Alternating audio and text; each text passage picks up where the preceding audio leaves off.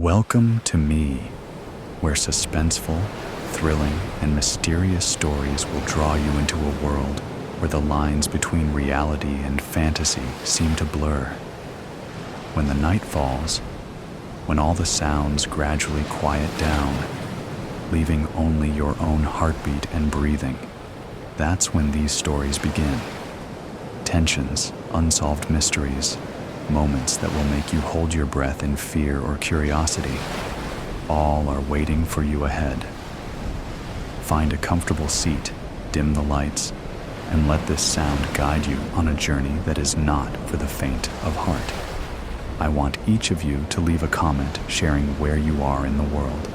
And if you are enjoying the episodes, don't forget to give a like and subscribe to the channel now. Relax. Are you ready? If so, join me in the first story right now. Everlasting Tears. It's been 20 years since I've seen a human face. They were all obliterated to shreds by that thing. The thing showed no mercy to anyone. Everyone and everything was decimated upon recognition. Everyone, except for me. There was no warning, no sign, nothing. Just absolute destruction. The thing yielded. I was standing there in the middle of a street corner, eyes glued on my phone, and a woman screamed. A scream of absolute terror. A scream that induced physical shock in me. A scream that sounded like the angels of death were coming to take me. Just like that, the woman was scooped up by the thing and taken away to God knows where. Chaos broke out, everyone scrambling to get away. But the thing did not discriminate. It eradicated every item in its path, leaving no room for a human breath. Standing there, unable to move or make a sound, fearing that I'd be its next victim. Quickly as it came, it left, disappearing into nothingness and only leaving debris of a once functional society. I ran as fast as I could. 1, 2, 3 miles until my legs locked, and I collapsed from shock and pain. I lay there in my own sweat and salty tears, realizing that everyone was gone. Nothing was left. Not even a speck of dust was spared from the wrath of the thing. Unsure of what to do, I did the only thing my body was capable of. I sob into my hands, loud and uncontrollably. Between sobs are the accusations. This is all my fault. It wasn't. It was completely out of my control. Why didn't it take me? I still wonder that today, some may think it was a blessing, but I see it as a curse. I'm all alone, was the last thing that slipped my lips before I lost all hope. The misery and pain started slowly and painfully. I was desperate for a way out. Anything I tried failed. I was stuck in this eternal hell. Next was denial, which struck like a ton of bricks. I was fully convinced that everything happening was a figment of my imagination. I was hallucinating, in a coma, suffering a concussion. any excuse to justify this dreadful reality. The thing never came back. For so many years, I wished it would. After some time, I became numb to this unfamiliarity of life. To distract myself, I began to explore new places, see the world for what it was, a dry, deserted wasteland with nothing but me. I started playing pretend with my thoughts, tricking myself into believing I was in a place prior to this wretched hell. I created a whole family for myself. My mom was called Helen, and my dad was called Steve. I had 2 siblings. One was called John, and one Wendy. Me and my siblings never got along. Wendy always pulled my hair, and John called me a pea brain. Still, I loved them, and we were a big, happy family. I had gone nuts. I began lurking around empty stores, trying on the newest designer clothes. But were they technically new? And having a mini fashion show to keep myself entertained. I scarfed down any leftover canned food. Electricity didn't work, so I had to eat it cold. Then I sat on the display couch and turned on the TV, which did nothing, wondering what I did to deserve this. I had been a decent human being and achieved the life anyone would want. A stable job, a nice car, and a 2-bedroom apartment. Yet I was still chosen to be the subject of damnation. Eventually, drowned in tears, I dozed off. Sleep was different. The constant night terrors and being unable to escape my dreams tortured me. Every day, the sight of the glistening sun awoke me. I never got used to the ear-piercing screech of silence. Imagining myself in a place of peace and prosperity kept me sane enough. I started hearing things, my brain tricking me and mimicking the voices of my lost friends and family. "Come with us," the voice said. But there was nowhere to go, nothing to do, nothing but me and the voices in my head and the fact that there is no escape. "I'm right here." "No, you're not. Stop playing these cruel tricks on me, brain. You're nothing and nowhere without me. You don't have the right to trick me. I am you. And you are the only thing that feeds my constant pain and misery. Just shut up. I'm watching you." Which was strange, because there is and will always be nothing. Nothing but Mo and the summer breeze, which was a trick, because there was no such thing. No summertime beach days or winter snow days, just constant dead air and murky brown particles circling the atmosphere. If the astronauts came back, they would have thought they landed on the wrong planet. But they never came back. No one did. Not a single soul ever surfaced on Mother Earth again. I made my way to New York.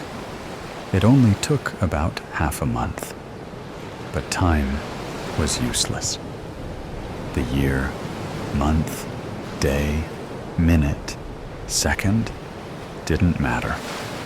Time was irrelevant because the only being that existed was irrelevant.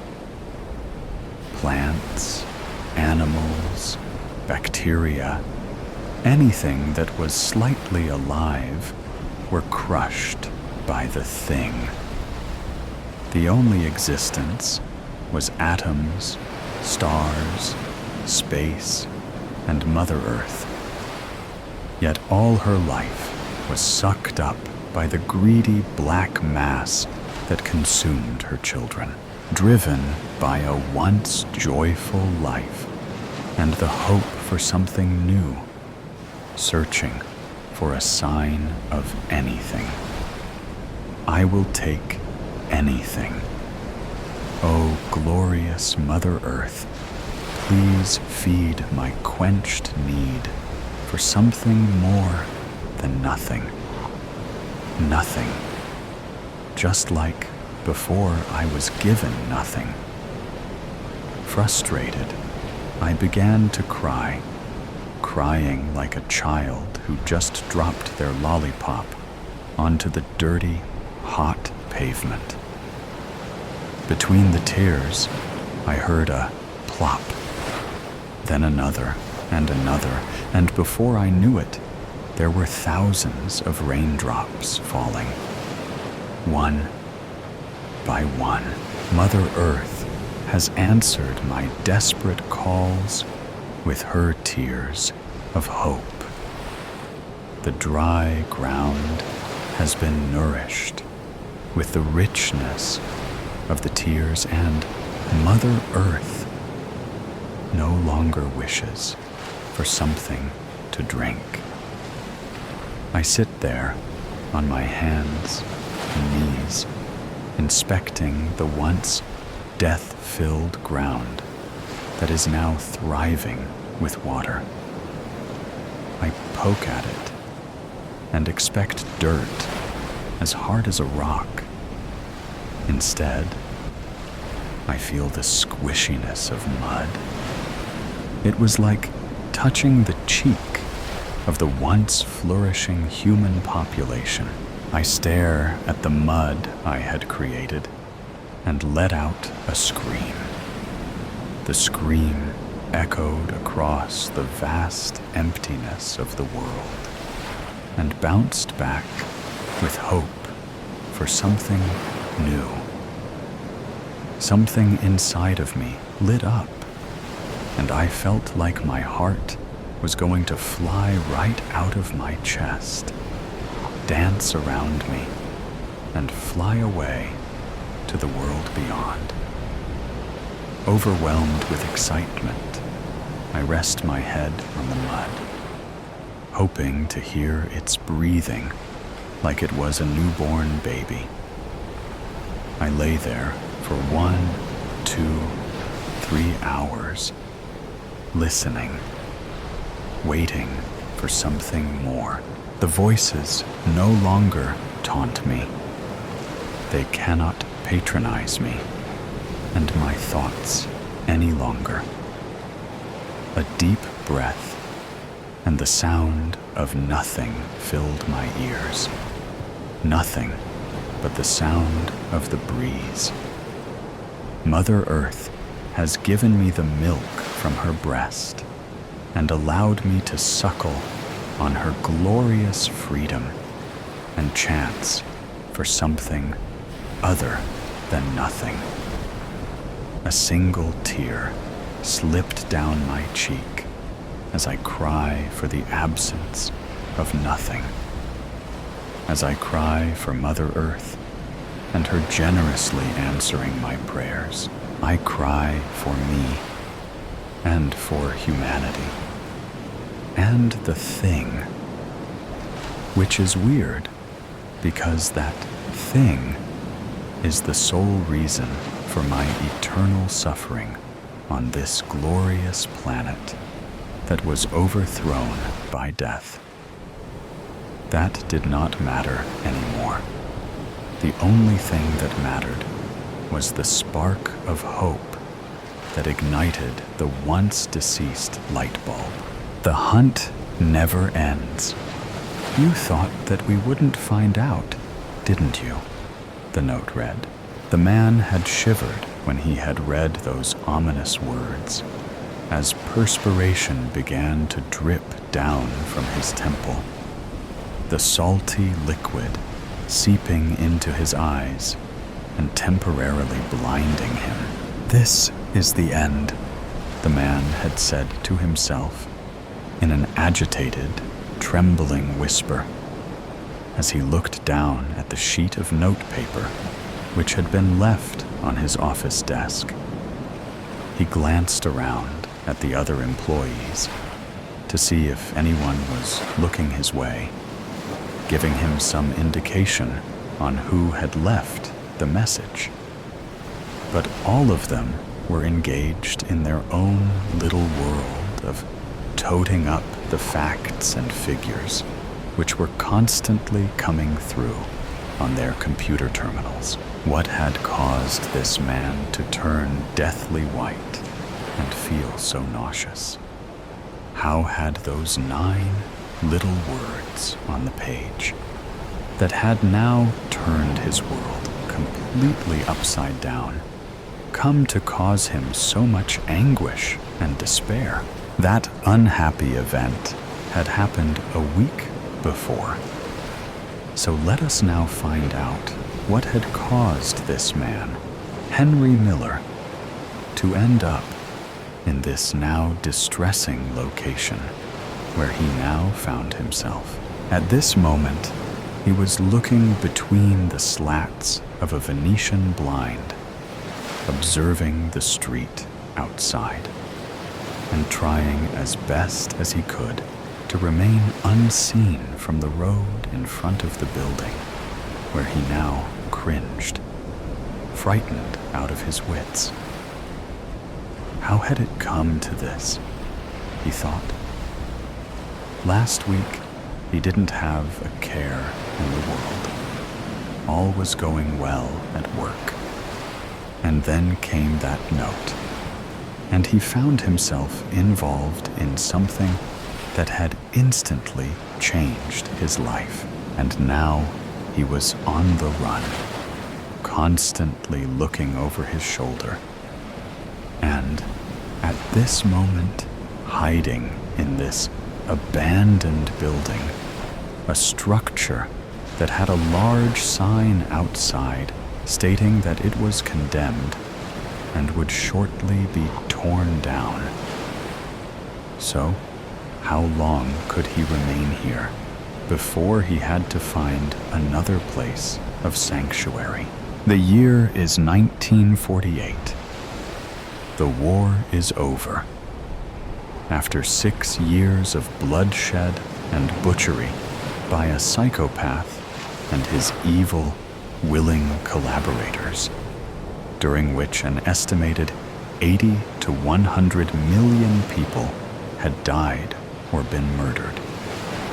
The Nuremberg trials had finished, and many, many hundreds of German Nazi war criminals had found justice on the end of a rope for crimes against humanity. Then, there were some who had decided that a cyanide pill was a much quicker way to escape the noose of retribution. Others, seeing that the end was near, had made their getaway before the Russians entered Berlin and tortured them, finding their way to South America, where many of them lived for a while, trying to evade the men from the Simon Wiesenthal organization, people dedicated to finding every last Nazi and bringing them to justice, headed by their leader, a man known as the Nazi Hunter, who was a Holocaust survivor. Even though many years have passed, the hunt still goes on, still finding those vile and depraved monsters, a subspecies of the human race. Although some are well into their dotage, justice is still being served. A particular case in point is the case of Adolf Eichmann, who, along with Heinrich Himmler, was the architect of the final solution, where 6 million Jews were sent to the death camps, only to be gassed, their bodies cremated, and the remains crushed. Eichmann was finally located in Argentina in 1961, thinking that after 16 years, he was safe. But justice caught up with him, and he met the Grim Reaper on the end of a rope a year later. But returning to Henry Miller, a man who had changed his name from Henrik Mengele and who had managed to escape from his home in Germany to live in Spain, a neutral country during the war, just after the conflict had begun. The surname he was born with, Mengele, was the same name as the man who was once revered by the Nazi Party for his inhumane and horrific experiments on unwilling participants. The infamous Dr. Joseph Mengele, a man given the name of the Angel of Death, a man, if indeed he could even be called that, who performed appalling and unspeakable experimentation on live inmates of the concentration camp at Auschwitz. Most of those subjects dying a lingering, painful, and agonizing death, all in the cause of making the so-called German master race into a nation of blue-eyed, blonde, Aryan supermen. But what had caused Henry to be reduced to his present situation? It was all due to that one barge letter that he had found on his desk just over a week before, which caused him a great deal of torment. He had read the words, his trembling hands trying to stop the shaking that was coursing through his body. The words that read, "You thought that we wouldn't find out, didn't you?"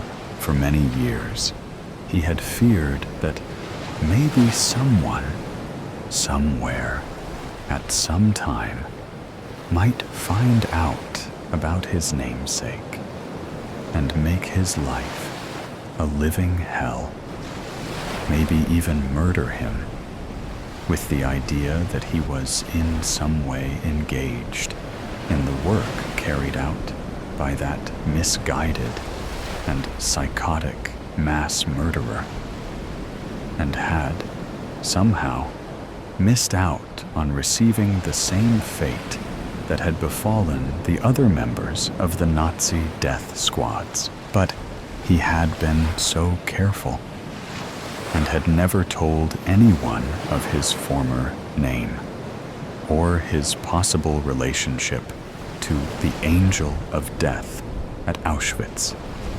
So, how could someone have found out where he lived or worked? The only way out that he could think of was to go on the run, getting well away from anyone he had worked with and from where he had lived.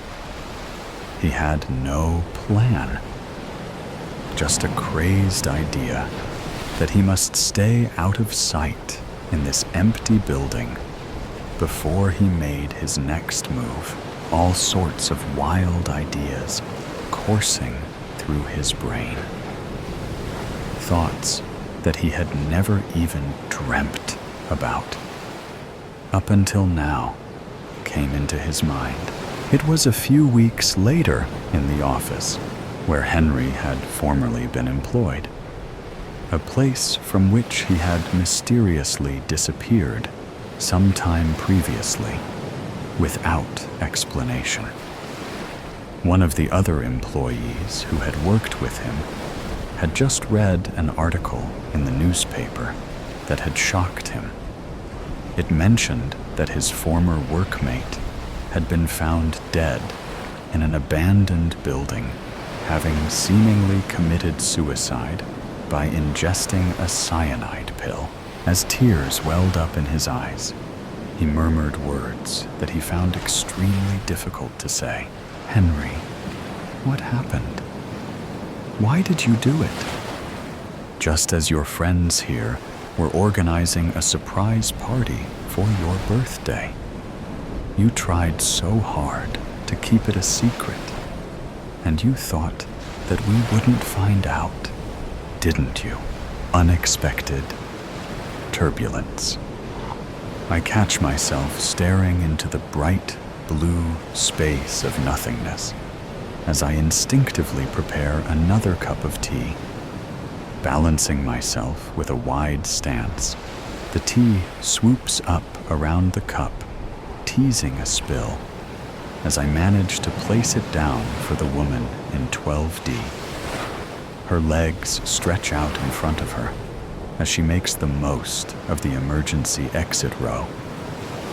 I move down the next few rows, filling plastic cups with water and stale coffee. My mind is once again invaded with their final words to me. "You're just asking for it, now being another glorified air waitress." "What are you doing tonight, Soph?" Krista asks, rearranging her white blouse and smoothing down her skirt as I start packing down the drinks cart. "Just the usual, I guess." "Wow, look at you spicing things up," she mocks, adjusting the pink scarf around her neck with perfectly manicured hands. The usual means I will be performing the same overnight trip routine of gym, jog around the city, order in cheap hotel food, and read a book. I once defied my better judgment and went out with Krista, but ended up having a panic attack in the bathroom. One of the guys at the bar had slipped an arm around my waist, and the touch of a stranger set off every warning sign in my body. I opted to get the next round of margaritas after pulling myself together, and my head didn't hit the hotel pillow until 3 a.m. before my alarm woke me up an hour later. The sunlight at this altitude is unforgiving on hungover eyes. "So who are you planning on staying up with all night?" I tease. "Okay, so you remember how I told you about Matt?" I hardly remember any of her friends' names, but I nod anyway.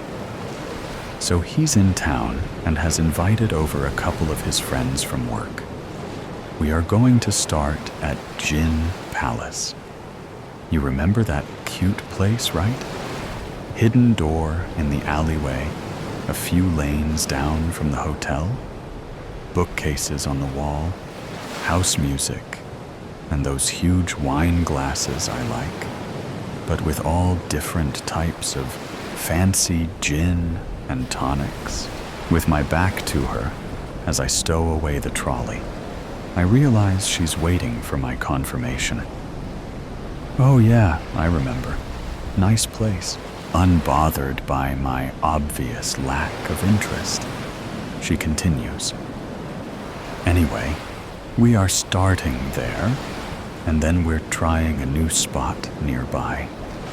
Apparently, one of his friends knows a club that is all completely glow in the dark, and..." She's cut off by the sound of the seatbelt light turning on as the captain announces we are likely to experience turbulence. Our cabin manager signals us to make our way down the aisle to ensure everyone follows the instructions, stopping to help a mother of 2 buckle up her sticky-looking toddlers. I think about Krista and how she is so open to new experiences and people. I can already imagine how her night is going to go. She will greet her friends with a big smile, and they'll cheers to having a fun night ahead.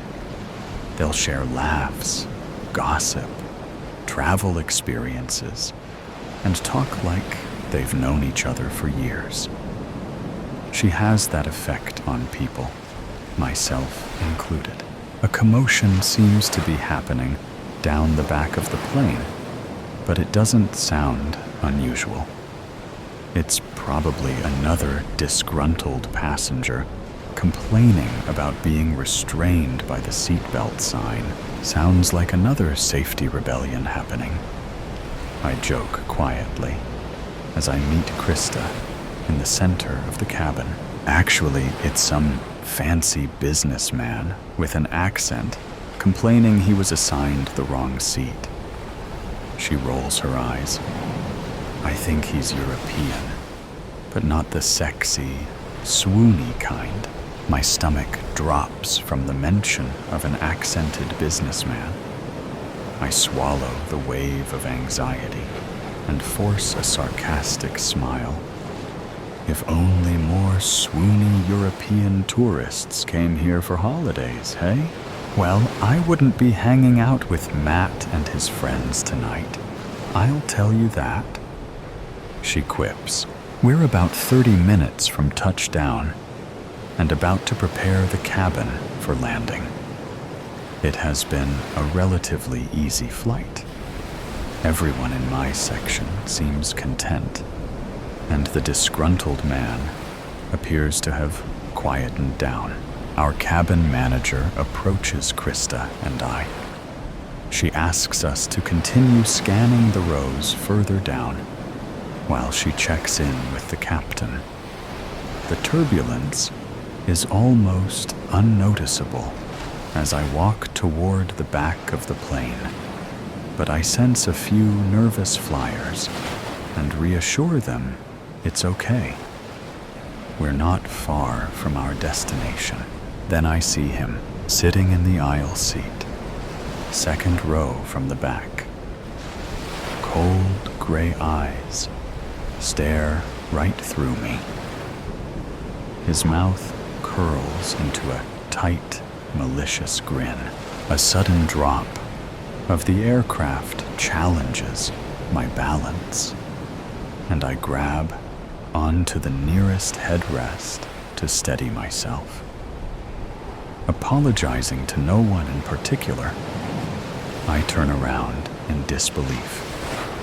Looking over my shoulder, I check if it's just a cruel trick of my subconscious. The seat is empty. Terror begins to smother my body, and I feel my hands tremble. His face has haunted me before. I've seen him in train stations, in busy restaurants, and on crowded flights like today. I'm almost used to his memory penetrating my reality. I remind myself again that it won't be real, and my mind is playing tricks. A few confused faces bring me back, and I straighten up before retreating to the front of the plane. Pulling the curtain across behind me, I start to feel my throat close up. It's not real.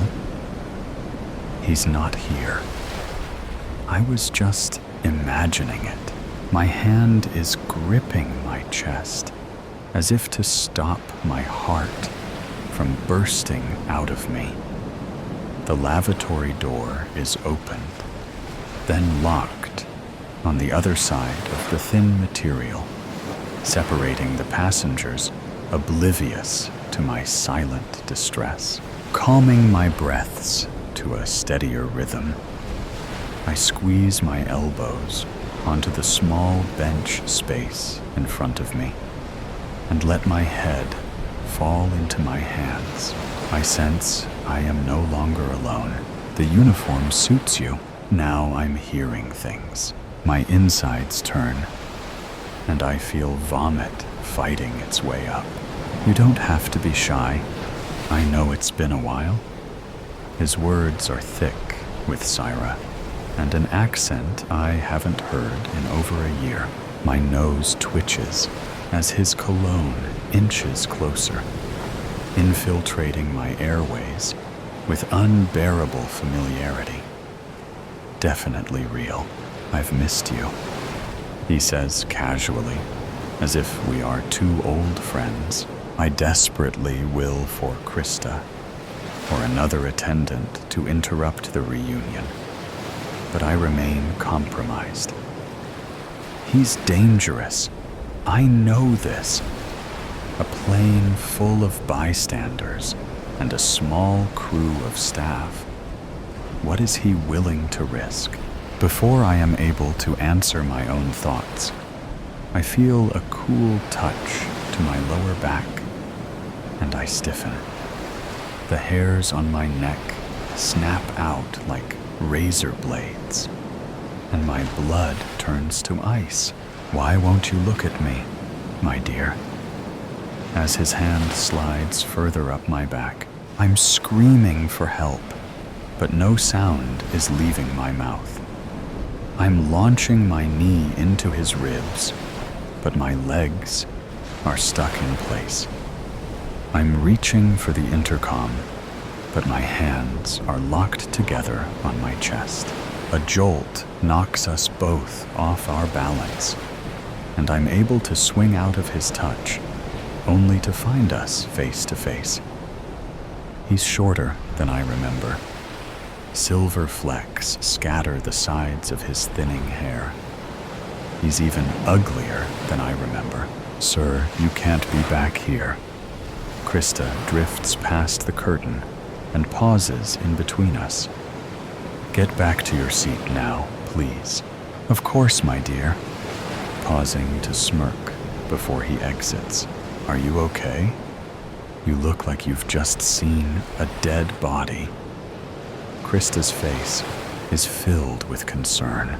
I bite my tongue before responding with, I wish I had, and let her know I'm fine, just a little shaken from the bumpy ride. Oh, really? I can hardly feel a thing. She moves over to the CID's system and sets the lavatory lights to red. We'll be descending soon. I straighten up my blouse and pat under my eyes to make sure any signs of horror are blurred into my smooth, professional mask. So did Mr. Fancy Pants think he'd find his seat up here? What? I can hardly hear her over the ringing in my eardrums. The European guy with the accent. Was he pestering you about his seat? Oh, I force an eye roll. He just came too far, up looking for the bathroom. Well, you'd think he's a regular flyer with that attitude. Wouldn't he know where the lavatories are on these planes by now? I shrug and move past her, pretending to be busy conducting final checks on the food and beverage lockers. Krista announces the instructions for our descent across the cabin intercom, then turns to me. I'm just going to do a final rubbish collection and seat check. You want to just wait here? You look a little pale. Yeah, if you don't mind. Thanks. I move to open up the jump seat and begin to strap myself in. Damn, I mutter. I forgot to pull back the curtain. My hands are still shaky from the monster behind it. I begin to release the seat belt and stand up, taking a deep breath in before I reach up for a handful of fabric. But a hand grabs mine first. My weight is suddenly whipped out from underneath me, and I'm falling. A wicked crack erupts from behind my ears, I can feel something warm and wet trickle down my back. You thought you could run away, and I would forget about you? He's hovering over me. Did anyone hear me fall? Bringing his slimy fingers to my face. He strokes my cheek. Paralyzed. I'm trying to run in a bad dream, but my legs won't move faster than a walk. I'm being chased, but my body has no sense of urgency. My mind is fighting to control a faulty vessel. His hand on my thigh makes me feel 18. Oh my God! I hear someone shriek. She fell. I was just checking on her. Sophie, are you okay? What happened? Krista bends down next to him, and I struggle to focus on which one of her swirling faces is real. I want to tell her to call for an emergency, but I can't seem to gather the words. She's an old friend. I can keep an eye on her if you get a first aid kit, he says, maintaining his cool composure next to me. Looking directly at him, she says, "Sir, you need to leave right now." Before she can say more, he thrusts his hand around her throat, and she is backed against the jump seat I was sitting on just a minute before. Awful screeches escape from her mouth as the veins grow by her temples. Her eyes search desperately. Watching my friend struggle for her life suddenly releases all the tightly wound ropes, holding me anchored to the floor. My hand reaches for the nearest cupboard, and a coffee pot extends from my arm and cracks down on his skull. I hit him again and again and again. "Soph," she croaks. "Sophie," Krista pleads, struggling to pull herself up from the ground. He is silent. Snapping back to my sense of self, I realize what I've done. The coffee pot drops from my hand, and a few wet drops slide off my face with it. "We need a doctor. Is anyone a doctor?" I yell, and hear the gasps echo down the aircraft. I was fresh out of high school and approaching my move-out date, assigned by my parents when I started working. It was said to be the best restaurant in town. We had regular guests from all over the world who stayed in the hotel above. I didn't notice it at first, how I was always rostered on the section of mostly dinner for once. I received generous tips and learned about the different places they were all from. I enjoyed being praised for my efforts and attentiveness during the meal. The mostly male and outspoken staff generally left me alone, which suited me just fine. Though occasionally they'd comment on my appearance, telling me I needed more makeup if I had tired eyes or to put on a smile when I was clearing tables. The manager would joke about my tight ass and even grabbed it once to check the merchandise in front of the kitchen crew. Mr. Ackerman would arrive every night at 5 p.m. and order a glass of Syrah when he was in town. He'd sink into the couch at the bar and chat to the staff about life in Europe and his work in the oil business. I caught his eyes scanning my movements a few times, but we didn't speak until I was placing the napkin at his table and asking, "The usual again, sir? Make sure you take good care of him." I was frequently reminded by my manager, Colin, at the mandatory Christmas work party, We had dinner at a local pub, and Colin insisted we joined him for drinks after.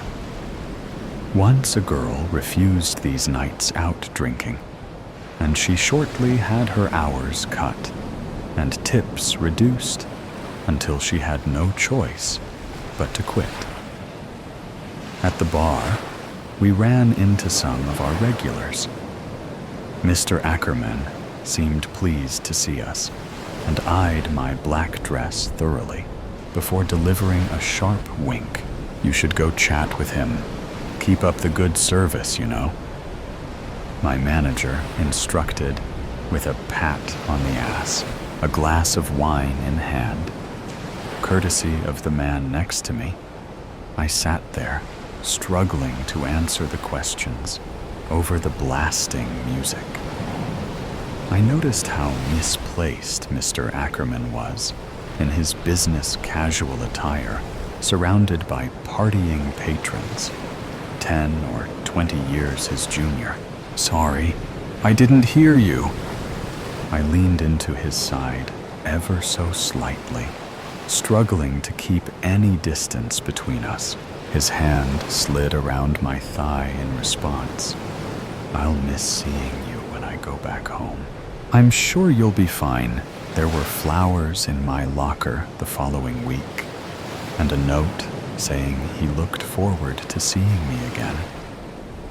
I tried talking to Colin about how it made me uncomfortable and thought it was unprofessional. "Sophie, this is professional. You're making connections and bringing in regular money. Keep up the excellent work." He checked in a month later and greeted me with 3 kisses on the cheek during a busy service. I wanted to run. I wanted to wash his touch off in a scorching shower. Instead, I smiled and continued serving overpriced glasses of champagne. Then came dinner. Colin called me before my shift, asking me to wear the same black dress from the Christmas party. "It's a formal kind of occasion tonight. We need to be on an extra level." Too afraid to disobey, I reluctantly arrived with black kitten heels to match, only to find I was to be served that night instead of serving. Promised my pay as usual, plus a tip from the foreign businessman, I followed orders. We sat at the candlelit table and discussed his travels and work in the private dining room. I actively avoided any conversation directed back to me. A package with a silver bow was placed between us when the plates were cleared. "For you, my dear." I carefully unwrapped it to find an expensive-looking perfume. Only the best for my favorite girl. I don't know what to say. Forcing a smile, which ached my entire face. "Say nothing," he whispered, pulling my hand toward him before placing his lips on my skin. I resisted every urge to whip it away and smack his jaw, but I felt another pair of eyes on me. I glanced over to the room door to find my manager peering in, nodding in approval. Everyone knew. They all played a part in it.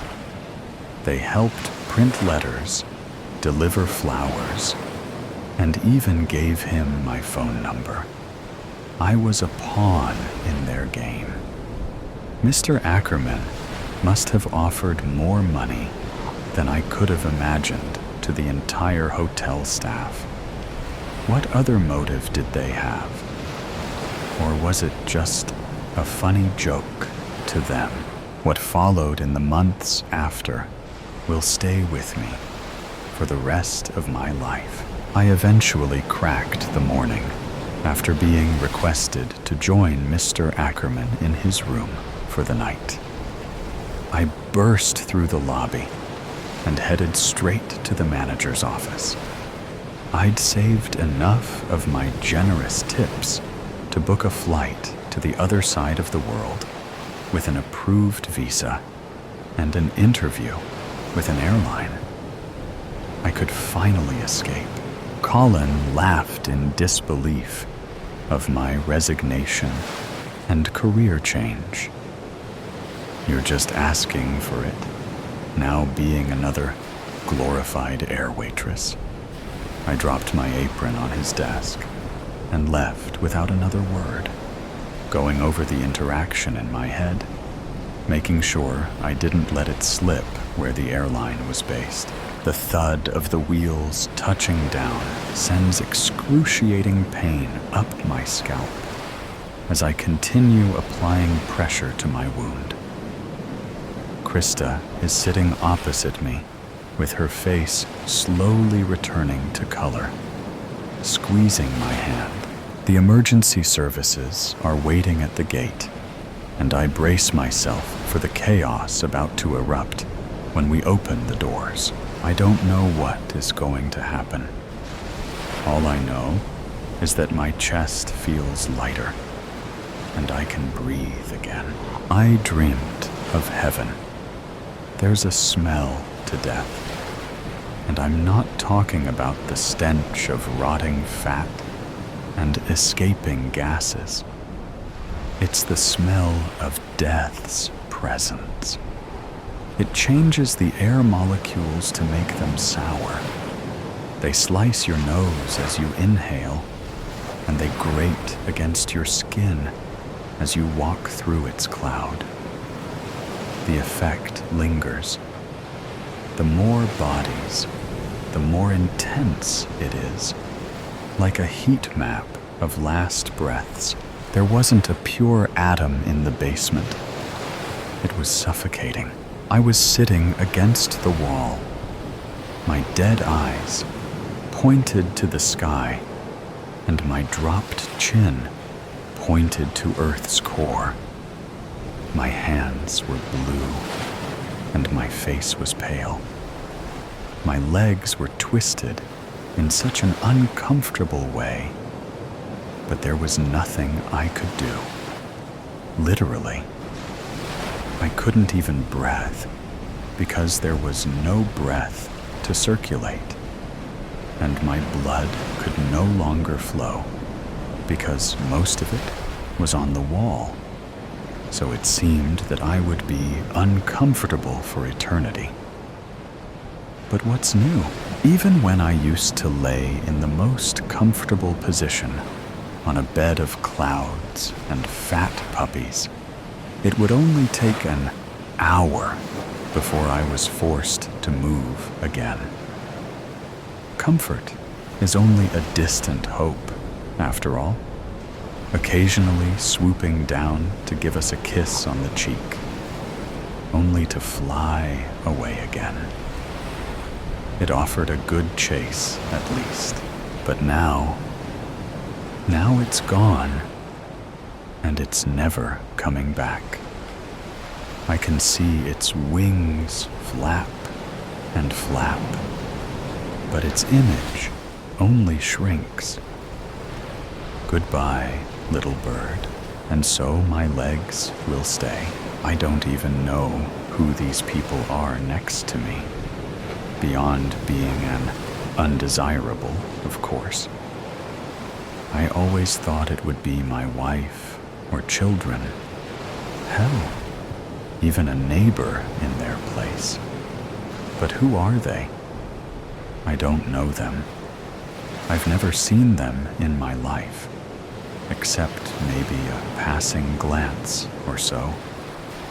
And yet, here they are.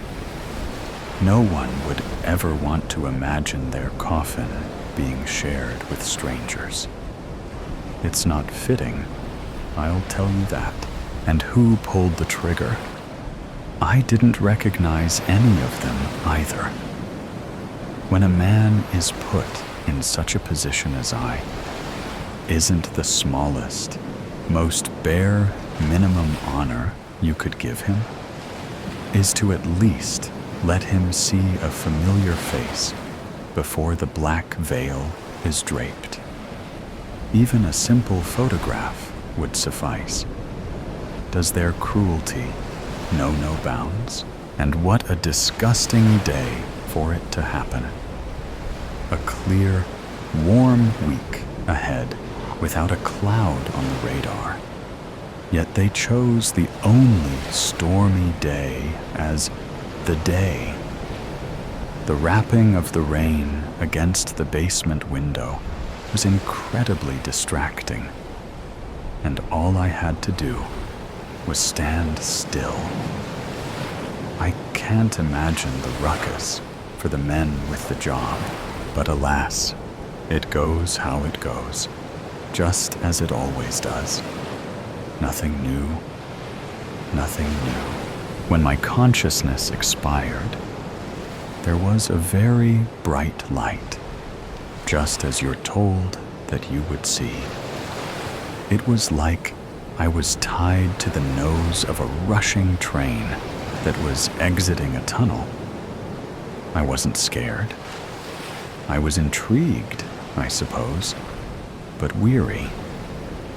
It didn't seem like the light was growing as you'd expect, but it was still clear that we were bound to collide. And so we did. I then entered a still ocean, hovering over it, as if I was sitting on top of a floating rug. I looked around, and there was nothing that rose above the floor of shimmering water, completely level. I waited for some sort of figure to appear, an angel or guide, but no one came. I was alone.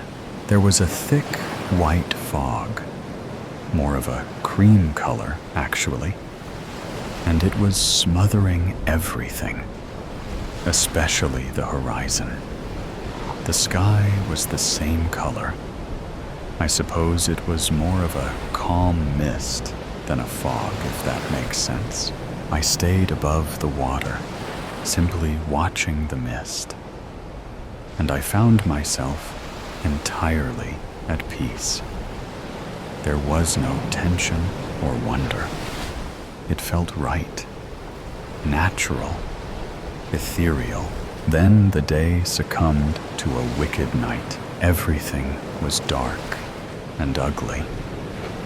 But something in me knew everything was there, just as it was earlier. The water danced in an invisible moonlight, and due to the darkness, it was no longer water, but an eerie liquid.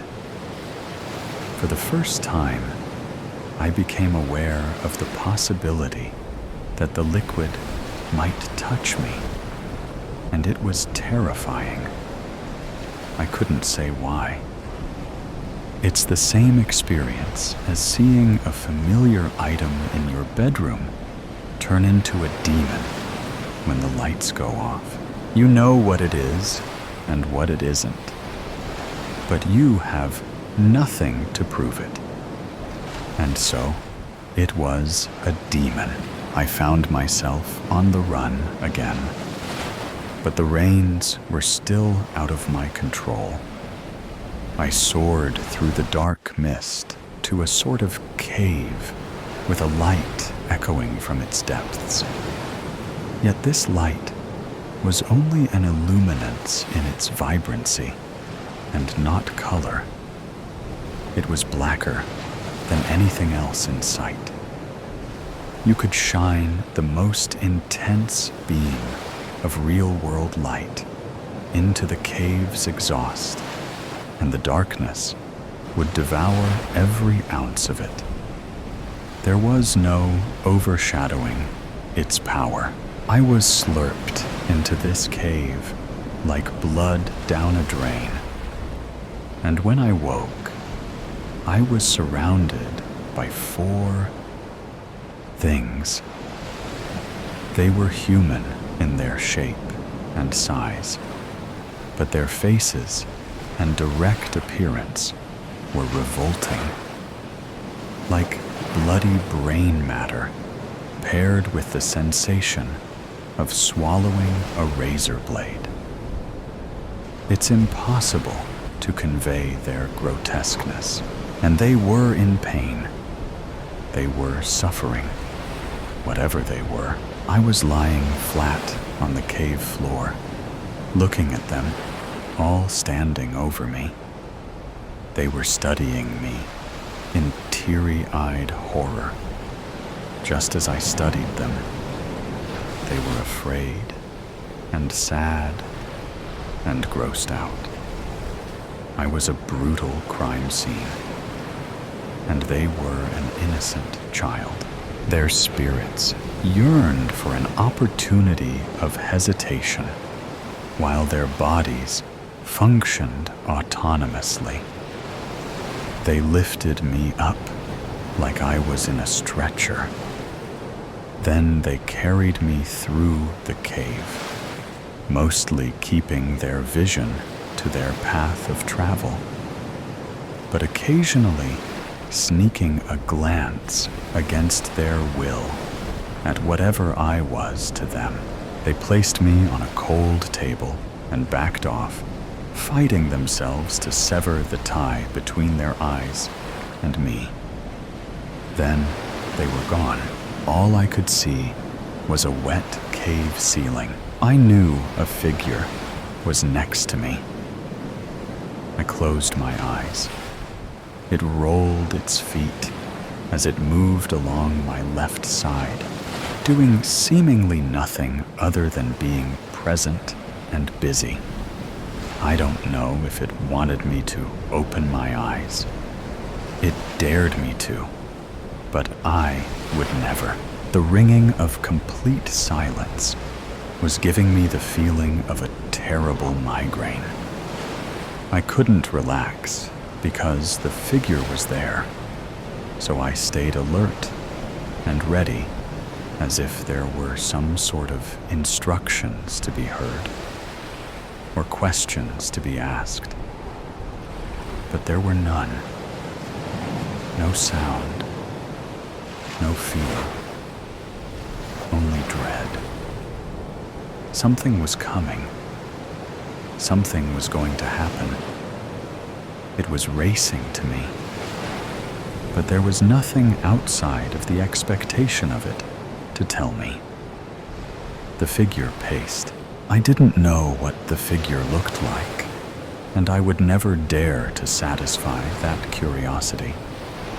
It wanted me to see it so that it could punish me, like a bully hovering in your peripheral vision, waiting for you to make eye contact so it could warrant abuse. But the figure, what abuse was in its arsenal?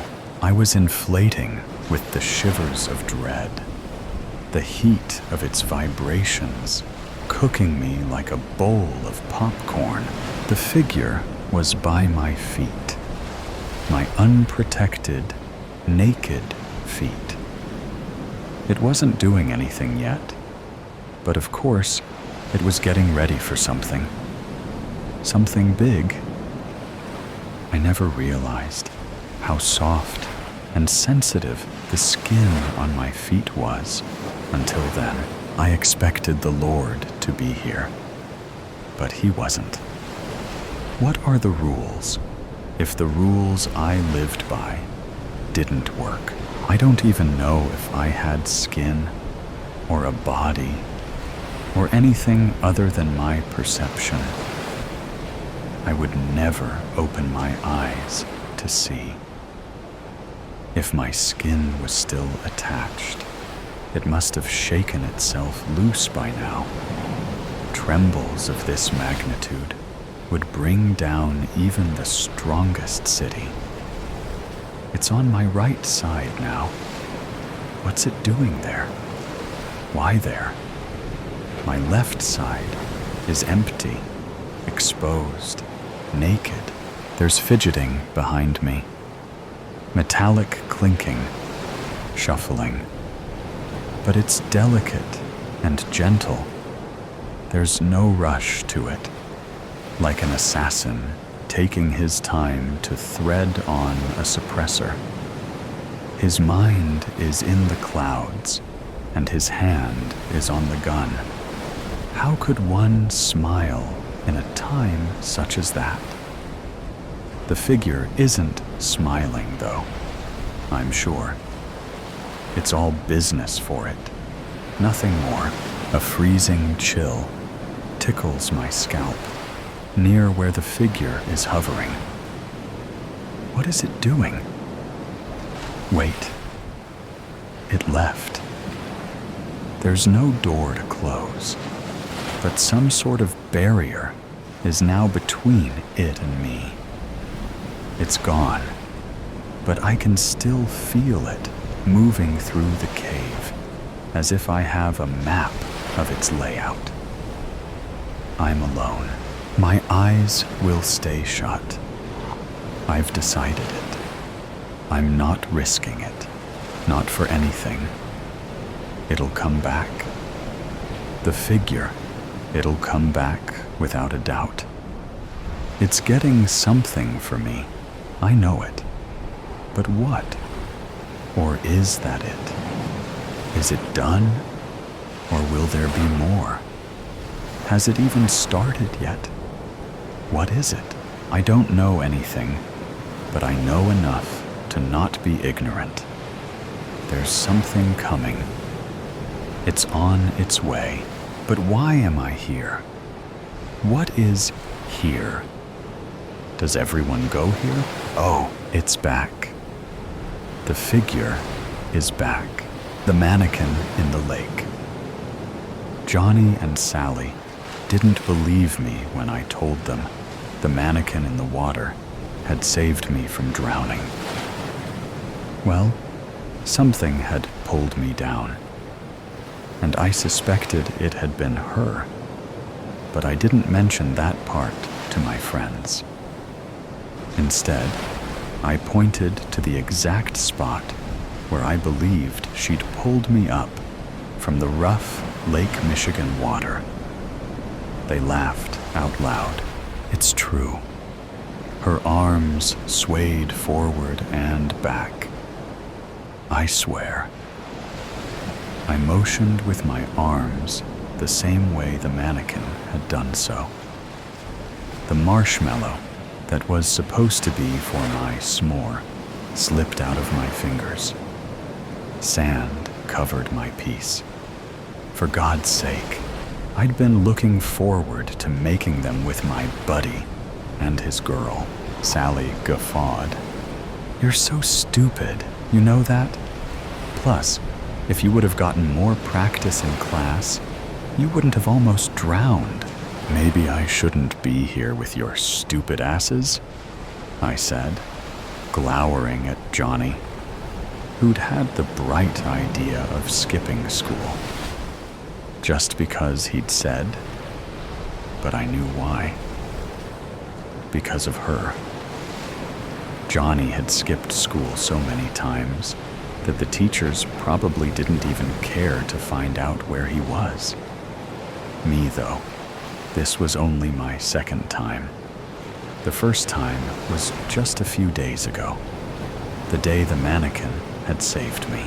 I hurled the marshmallow into the water and watched as it floated away. But when the tip of a mannequin's fingers sprang out of the water and took my piece in, a shiver ran down from the top of my head to the end of my toes. Did you guys see that? Bro! Here. Johnny split his s'more in half, the gooey center stretching like fresh out of the deep fryer mozzarella sticks. My buddy Johnny and I had been friends for 4 years now. Since first grade. My only friend.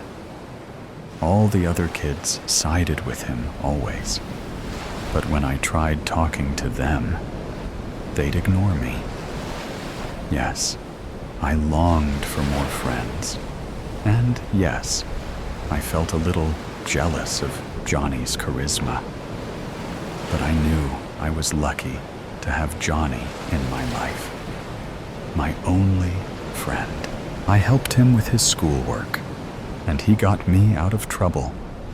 Always took the blame, no matter what shenanigans we got into. And this time was no exception.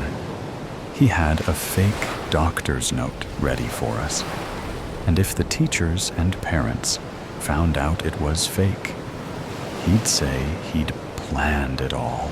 Sally, though, we'd just met her this year in 5th grade.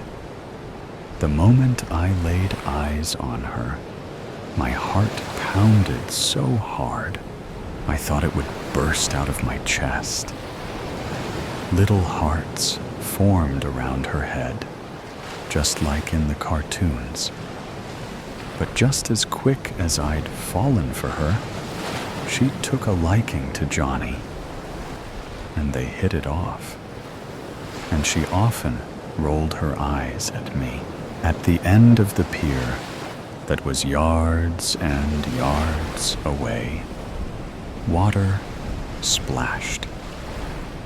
I squinted to get a good look. Figured something had been thrown into the water and washed ashore, for it was usually like that. Guests came to the lake, swam, held parties. Music blasted at full volume, and instead of taking care of the lake that provided them with the best Saturday and Sunday parties and cookouts, they littered the water and the sand. Even the junkies left their pills, and needles scattered their poison, which became a scavenger hunt for the other junkies and beach cleanup crew. I took a few steps away from Johnny and Sally, then turned to tell them I'd be back, that I wanted to see what was at the pier. But Johnny and Sally began to make out. They kissed, as fake as the telenovela actors my mother watched every evening from 6 to 9. And she ignored me those 3 hours. In fact, I was on my own most of the time, whether she was home or not. She either worked, watched TV, or locked herself in her bedroom. When I arrived at the pier, I made my way under the boardwalk. The clouds that had gathered darkened the underpier, but I could still make out the figures that stood still. It was like they'd met for a secret meeting, and I'd just discovered them. "Hi," my voice said, struggling to get that one word out. Not one of them minded me, but I could hear their whispers. I inched closer. Their whispers stopped.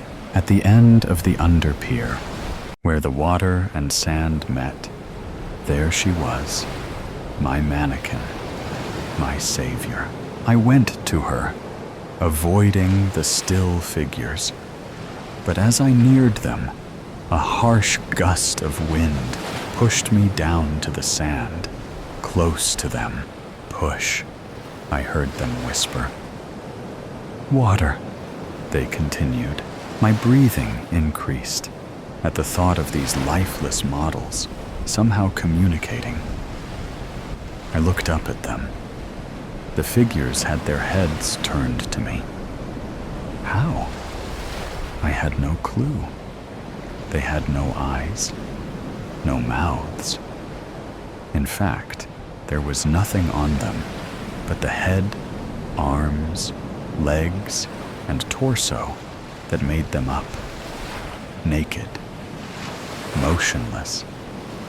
And though they weren't looking at me directly, their gaze was fixed on me. I pushed myself up and walked backward, away from them, away to the light past the underpier. But before my body touched the light, one of them blocked me. It was her. I knew it. There was a connection between us. I turned to her. The arm that had stopped me remained up in the air. "Bring," they said. And I turned to them. No realizing when, she pushed me, and again, I was down. Sand kicked in my face. No idea which of them had done it, because when I looked up, they remained still. Now, they were closer. How many were they? 9, perhaps. 10, if you counted her behind me. Where was Johnny? Sally? Still making out? Friend? Forever. Us? Never leave. They had a cultish demeanor about them. When they spoke, it was chant-like, but like they were speaking to me. "Water?" she said behind me. "Lake." "What? You want me to go into the water?" "Us. Forever." Friend. Were they recruiting me? "I can't," I cried. The sand that covered my hand scratched my eyes. "My mom, she'll get worried. My friends, they'll come looking for me soon. She hate," one of them whispered. "Who? My mom? Sally?" "He lost," another one said. "Johnny." Had I lost my friend to her? We friends. The one behind me tugged at my shirt. Her hand already pointed at the water. I turned to my friends. For a moment, it looked like Johnny had noticed me and locked eyes with me. Then, Sally turned his face away to hers. Whether she hated me or disliked me, what was true was that she didn't consider me her friend. She was all about Johnny. I turned to the mannequins under the pier. There were 8 now, plus she, who had saved me, still behind me.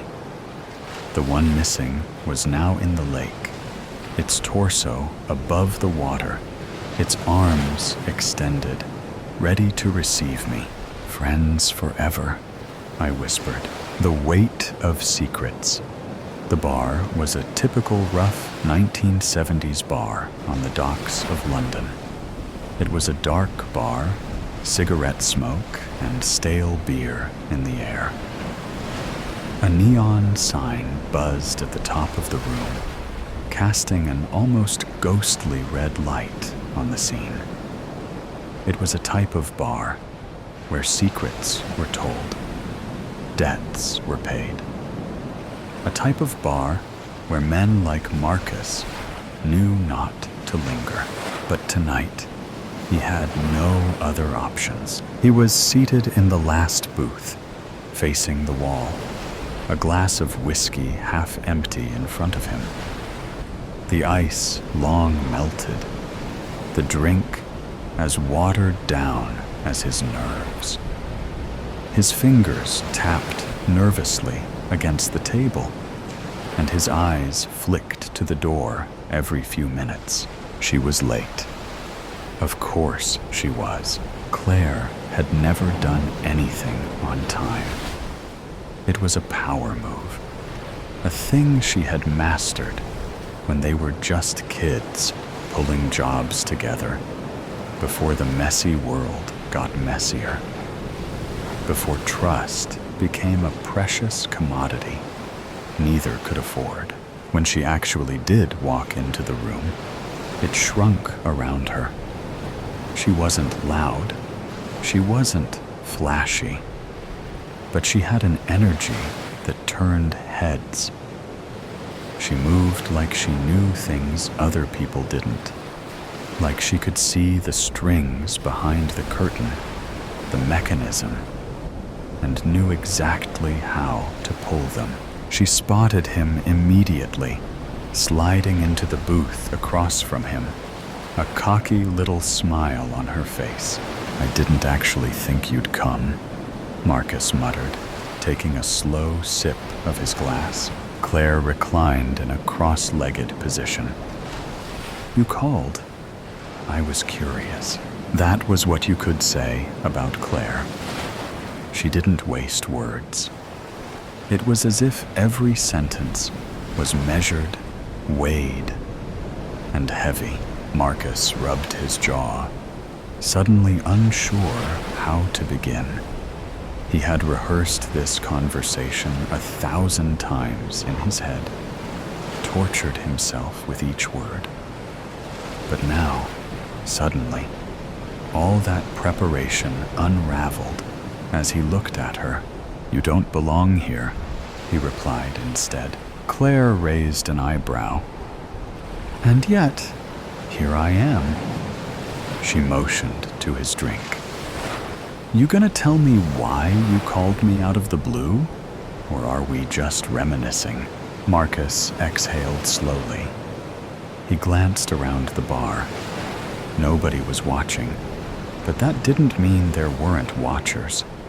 Risked a trip out here was what he'd done. Hell, even whispering Claire's name when he did what he did was a risk. But he needed a trusted person to help, or at least not rip his head off on sight. "We got a problem. I found something," he said. "About the shipment." Claire's expression did not budge, nor her posture. Here she was, now listening, really listening. "Go on," she said. Marcus hesitated. This was the moment. The point of no return. He could always backpedal, feign some excuse, play like this was whatever. But he didn't. "The shipment is not what they say it is," he said in a low voice. "It's not weapons." Claire tilted her head slightly. "Then what is it?" Marcus swallowed. His heart was in his throat. He had already said too much. "It's not good, Claire," he had the breath to say. "Worse than anything we've ever had before." She bent forward with her elbows on the table. "Marcus," her voice a silky, low drawl, steady but brittle, she said, "What's in the shipment?" His mouth felt dry. He glanced back at the barkeep, at the old guy behind the counter with a beer, a couple huddled away in the back. That one could be eavesdropping on us. "I can't," he said finally. "I've said too much." Claire sighed. "You do this every time." "Look at you," she said, shaking her head. "You first attach, and then in the next breath, you detach without explanation. If you tell me nothing, you explain to me what the hell's going on here, or you waste my time." Marcus clenched his jaw. "I'm only trying to keep you alive." Claire eyed him up and down, piercing him with her gaze. "And who says I need saving?" "You don't understand," Marcus said, stepping closer. He dropped his voice to a whisper. "This isn't just a job, Claire. This is something else. Something bigger." She didn't blink. "Then explain it to me." He hesitated again. And that's when he saw it. A man in the bar, observing them from below the brim of a dark hat. He wasn't drinking. He wasn't talking. "He's literally just sitting there waiting for us," he said. Marcus's stomach dropped. They weren't alone. He reclined in his seat, trying to remain calm. He drained the remainder of his whiskey, then resolutely put the glass up on the table. "We're leaving," he said, almost to himself. Claire didn't argue.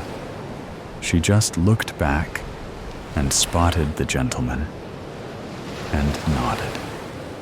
She was up and moving before he was, gliding like a shadow while he scurried toward the door. The cool night air hit them like a slap as soon as they were outside. The streets were vacant, the city throbbing with the sort of silence that can only descend when there's danger close at hand. "Well, talk," Claire said, as soon as they were out of his sight. Marcus was running a hand through his hair. Thinking. "I should not have called you," he admitted. Claire grabbed his arm, halting him. "Marcus," he was looking at her, truly looking at her, seeing something he hadn't allowed himself to see until now. This was more than just another job for her. It wasn't just any payday. She wanted answers, and she wasn't going to let him off the hook without having him give them to her. Marcus exhaled. "The shipment," he said. "It's not weapons, it's people." Claire's mask broke for the first time. "What?" "They are actually smuggling people, Claire. And not just any people." He lowered his voice. "They're selling them, like cargo." Silence. Then, "Who?" "You know the answer to that already." Claire stared at him. "You're sure?" Marcus nodded. She fell quiet for a long beat. Then, at last, she took a long breath out. "Shit," she muttered. Marcus nodded again. "Yeah." She shook her head, ran a hand through her hair. "This is bad, Marcus. This is a real shit show." "I know." Claire raised her head to look at him, a sharp, calculating look in her eyes. "What's your plan?" He hesitated. He hadn't gotten that far, but Claire had always been faster than him. "I'm able." She straightened up. "First thing we do is we disappear, you and me. Because if they know, you are dead already." Marcus swallowed. "And then what?" A smile broke across her face, an old flame bursting into life in her eyes. "And then we burn them down." And at that moment, Marcus knew it was too late to go back. He had said too much, but perhaps, just perhaps, it was what needed to be said. In the silence of ashes, Jacob's fingers trembled against the dented tin cup, water sloshing perilously close to the rim. The November air carved his lungs raw, bitter with smoke from chimneys that transformed flesh to ash. His worn shoes navigated the mud between barracks, sidestepping puddles that mirrored a colorless sky. At 13, Jacob had perfected invisibility. 3 years of silence, not by choice, but necessity after witnessing his father's execution, had rendered him a ghost among the living dead that shuffled through the camp. while other boys his age had been selected for immediate disposal. Jacob's muteness had ironically preserved him. The guards found utility in a servant who could never repeat their secrets, who existed in the peripheral shadows of their consciousness. The SS officers spoke freely in his presence. Plans whispered, transports scheduled, executions ordered, all captured in the flawless vault of Jacob's mind, where every detail existed in perfect recall, a gift that had once earned him praise from teachers in another lifetime, before yellow stars and cattle cars. Obersturmführer Kruger waited in his usual spot, a folding chair positioned in the sliver of shade beside Barracks 7. Jacob knew the man's habits with precision. The hat removal, 17 minutes into his shift. The triple tap of his boot before sitting. The heavy eyes, exactly 40 minutes after lunch. "Schneller, Junge!" Kruger barked, gesturing impatiently as Jacob approached. Jacob quickened his pace, keeping his eyes fixed on the shallow pool of water in the cup. One did not look directly at the gods of this underworld, the men who decided with casual flicks of their fingers who would breathe another day and who would feed the insatiable furnaces. Kruger snatched the cup, gulping noisily. Water escaped his lips, tracking through the dust on his chin.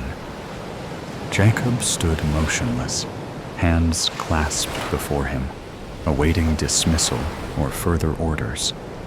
The guard's eyes were bloodshot, the whites yellowed like old paper. Night duty in the processing center, Jacob surmised. New transports had arrived yesterday, which always meant sleepless shifts for the guards. "Wait," Kruger muttered, settling deeper into his chair. "I might want more." Jacob nodded once, the barest acknowledgement of the command. He knew stillness, as others knew prayer. A ritual of survival, practiced until it became reflex. The camp existed in constant motion, guards shouting, prisoners shuffling, machine guns occasionally stuttering their terrible poetry of death. To be still was to disappear. Minutes stretched.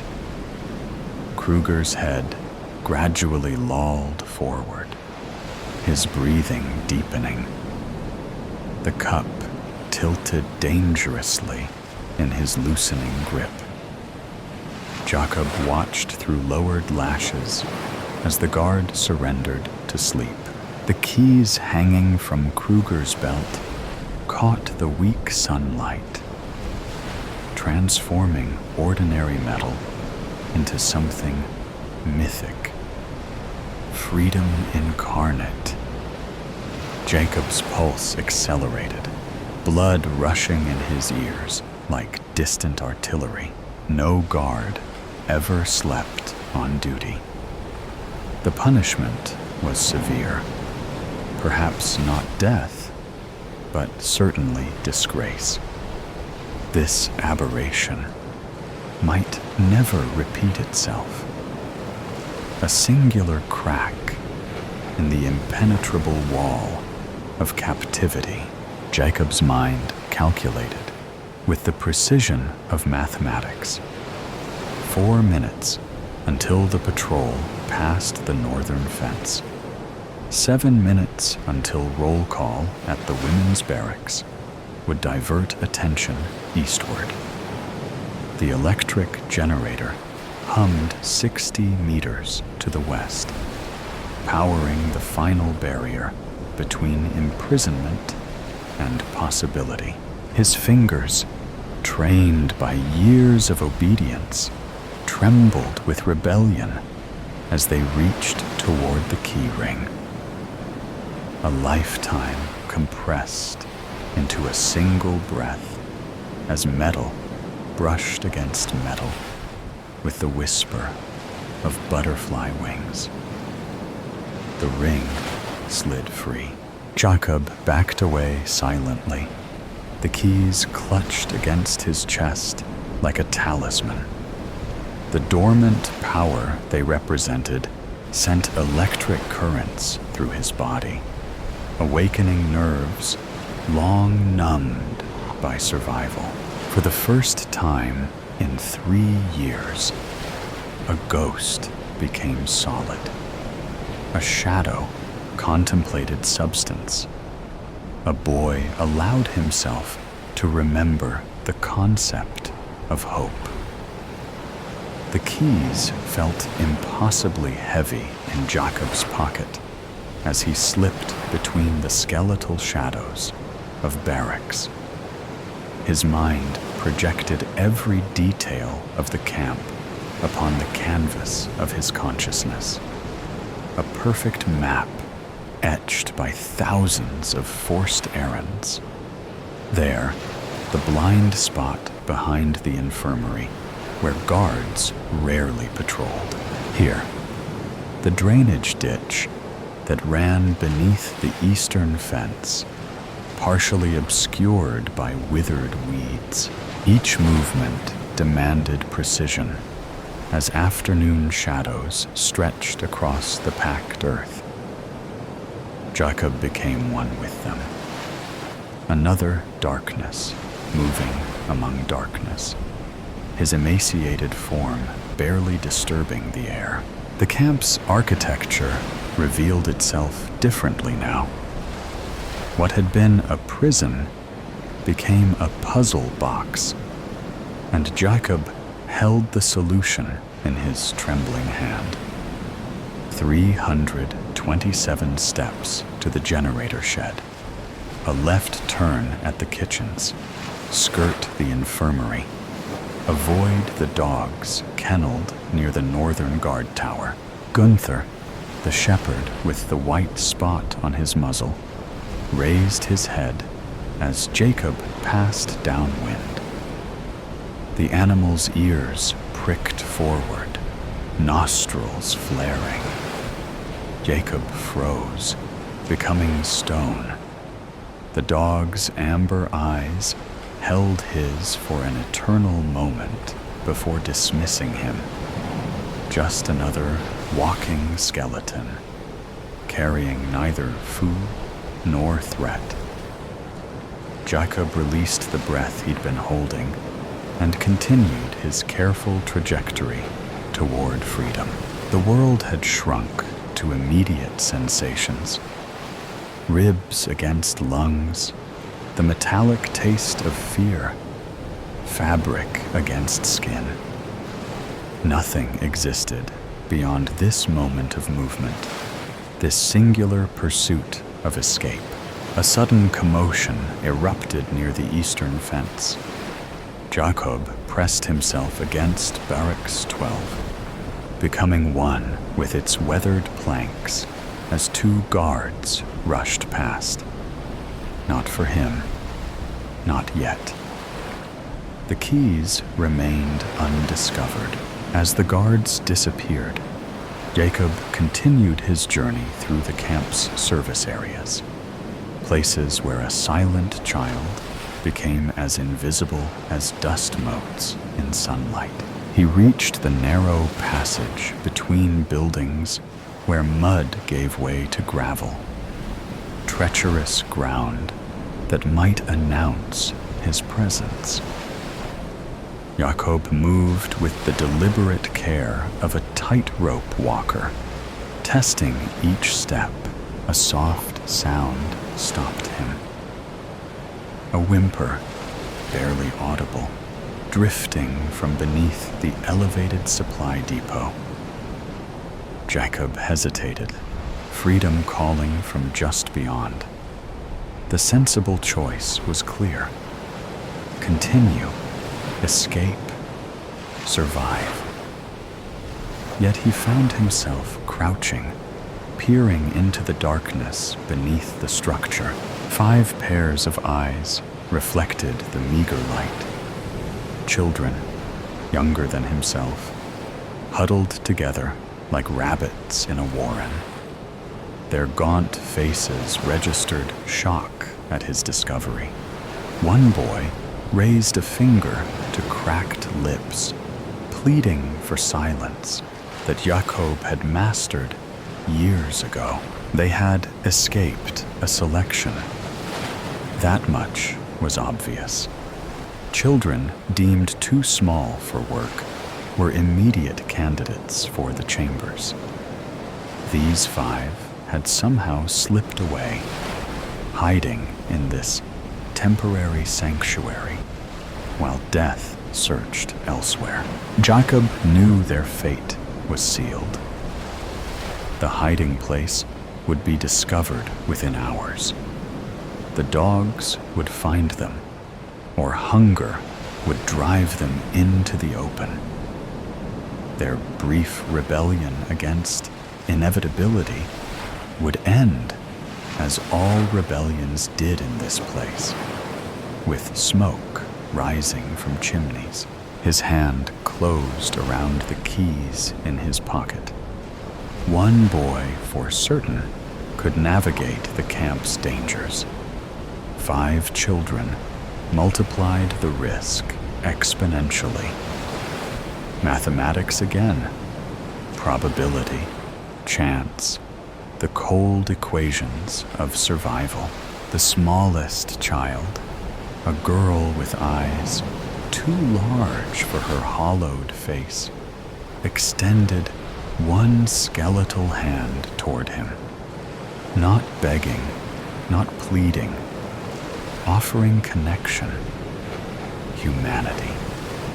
Something the camp had systematically stripped away layer by layer until only animal survival remained. Jacob's memory flashed to his father's final words before the guards beat him silent. Remember who you are. He made his decision with quick, efficient gestures. Jacob motioned for them to follow. The children untangled themselves from their hiding place, emerging like shadows gaining substance. Their movements were clumsy with fear and weakness, but their eyes held absolute focus on Jacob, their unexpected savior, their silent Moses. The smallest girl slipped her hand into his. Her palm was fever hot against his cold fingers. The contact sent electricity through Jacob's arm, awakening something long dormant. Responsibility, connection, purpose beyond mere survival. Together, they became a small constellation of desperate stars, moving through the gathering twilight toward the generator shed and the possibility of freedom beyond. The generator shed vibrated at the camp's edge. Its drone masked 6 pairs of feet, navigating between the fences as Jacob led with a cartographer's confidence. Evening patrol would begin in 17 minutes. Searchlights would sweep the eastern perimeter in 12. The rhythm of the camp's security beat within Jacob's consciousness, like a second heartbeat. The smallest girl, her name yet unspoken between them, clung to his hand with surprising strength. Behind them, the other children followed in a chain of desperate hope, each grasping the clothing of the one ahead. Their collective breath formed ghostly plumes in the November air, spectral evidence of lives not yet extinguished. Jacob reached the generator shed's rusted door. 3 keys tried, 3 keys rejected, before the 4th slid home. The lock surrendered with a reluctant click that seemed thunderous in his heightened awareness. He ushered the children inside, pulling the door closed behind them. Darkness enveloped them, broken only by the red glow of indicator lights. The smell of oil and metal replaced the camp's perpetual stench of suffering. The generator's pulse vibrated through the concrete floor into their bones. Jacob's memory reconstructed the shed's interior with perfect clarity. He had been brought here once to clean grease spills, one of countless menial tasks assigned to the camp's silent shadow. His fingers traced metal casings and wire housing until he found what he sought, the main control panel. Behind him, the children huddled together for warmth and courage. The oldest boy, perhaps 10, whispered something in Polish that Jacob couldn't understand. The words dissolved into the mechanical growl surrounding them. Language had become irrelevant. Only action mattered now. Through the shed's single grimy window, Jacob watched lights flicker on across the camp as day surrendered to evening. Searchlights awakened, their harsh beams cutting white arcs through gathering darkness. Guards emerged from barracks, rifles slung across shoulders. Somewhere, Obersturmführer Kruger would be awakening to the realization of his catastrophic error. Jacob's hands hovered over the generator's controls. His perfect memory recalled every wire, every connection observed during his brief exposure to the machine's inner workings. Disabling it would plunge the camp into darkness and deactivate the electrified fence. But the backup systems would engage within minutes. Their window for escape would be measured in heartbeats. A distant alarm shattered the twilight, a shrill mechanical scream that announced discovery. Whether Kruger's missing keys or the children's absence had triggered it remained unknown. The distinction was academic. The hunt had begun. The smallest girl pressed herself against Jacob's side, her body trembling like a captured bird. He placed a reassuring hand on her head, then turned his attention back to the generator. Its massive form contained both their imprisonment and their salvation. Jacob seized a wrench from a nearby workbench and wedged it between critical gears. With calculated force, he twisted until metal screamed against metal. Sparks erupted in blue-white constellations, reflected in the wide eyes of the watching children. The generator's rhythm faltered, coughed, then disintegrated into mechanical death throes. Lights across the camp flickered, dimmed, and died. Darkness descended like a blessing, punctuated only by the crimson pulse of emergency lights and the distant, frantic beams of guards' flashlights. Jacob yanked the shed door open. Freedom waited in the gathering night, separated from them by a single fence now rendered harmless. He gestured urgently to the children, pointing toward the eastern boundary, where forest began 200 meters beyond the perimeter. Dogs barked in the distance, savage, hungry sounds that accelerated their terror into action. The children poured from the shed like water finding its level, Jacob bringing up the rear. The smallest girl's hand remained locked in his as they navigated by instinct and starlight toward the fence.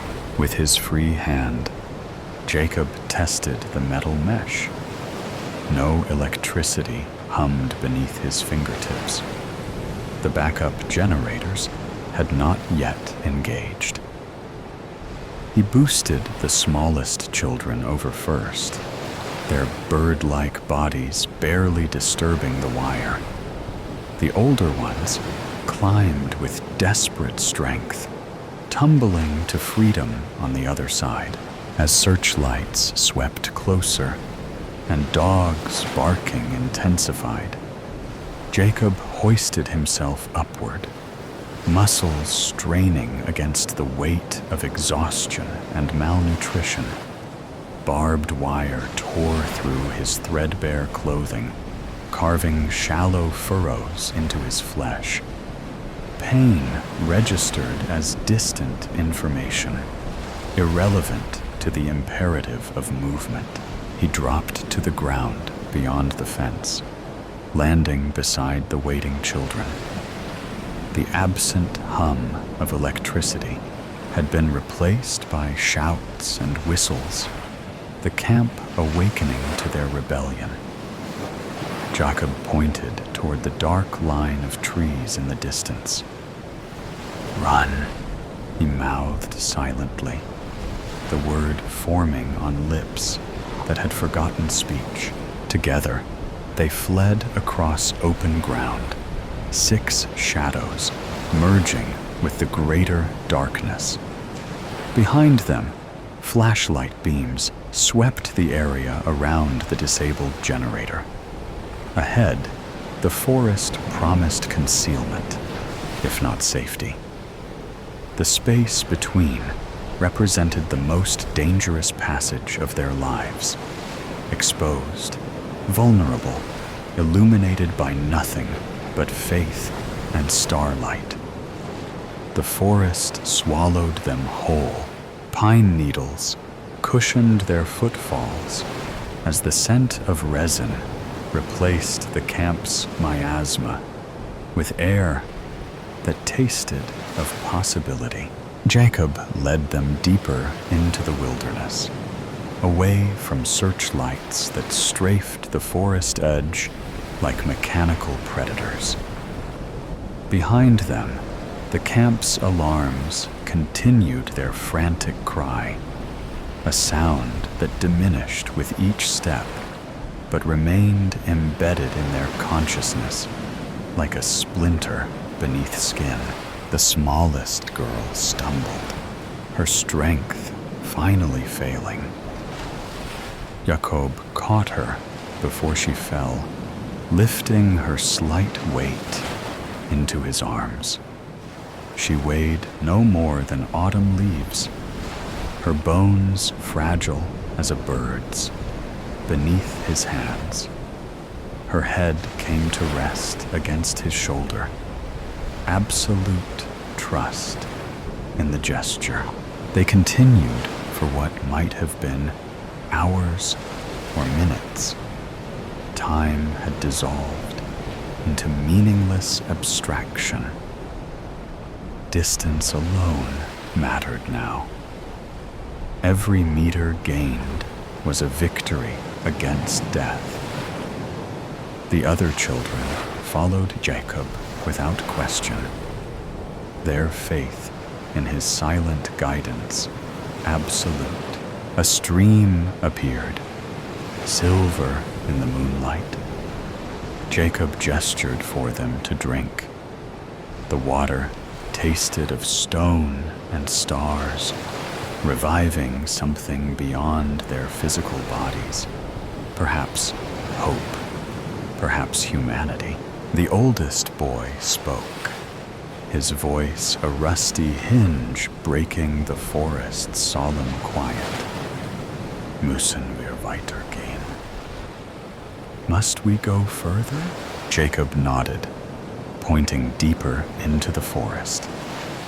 The danger had not passed. Dogs could track them for kilometers. Morning would bring planes, searchers, consequences. The Reich did not surrender its prisoners easily, especially those who carried knowledge of what transpired behind electrified fences. The smallest girl stirred in his arms, her eyes reflecting fragments of moonlight. Her lips moved, forming words that emerged as a whisper. Jak się nazywasz? What is your name? The question penetrated layers of silence, built over years of survival. Jacob hadn't heard his own name spoken aloud since his father's death. It existed only in memory, a secret thing preserved from contamination by the camp's horrors. His throat constricted around unspoken syllables. Speech had become foreign territory, a country from which he had been exiled. Yet something stirred within the wasteland of his voice, a seed breaking through frozen ground after endless winter. Jacob, he whispered, the sound strange and wonderful in the forest's embrace. His voice emerged broken, raw with disuse, but undeniably his own. Jestem Jakob. I am Jacob. The girl's smile transformed her hollow face, revealing the ghost of beauty that starvation had nearly erased. Estera, she replied, offering her name as a gift in exchange for his. The other children murmured their own names: Tomasz, Lilka, Beniek, David. Each syllable a reclamation of identity. The camp had attempted to replace with numbers. They stood in a tight circle beneath the ancient pines, no longer prisoners, not yet survivors, suspended in the fragile space between captivity and freedom.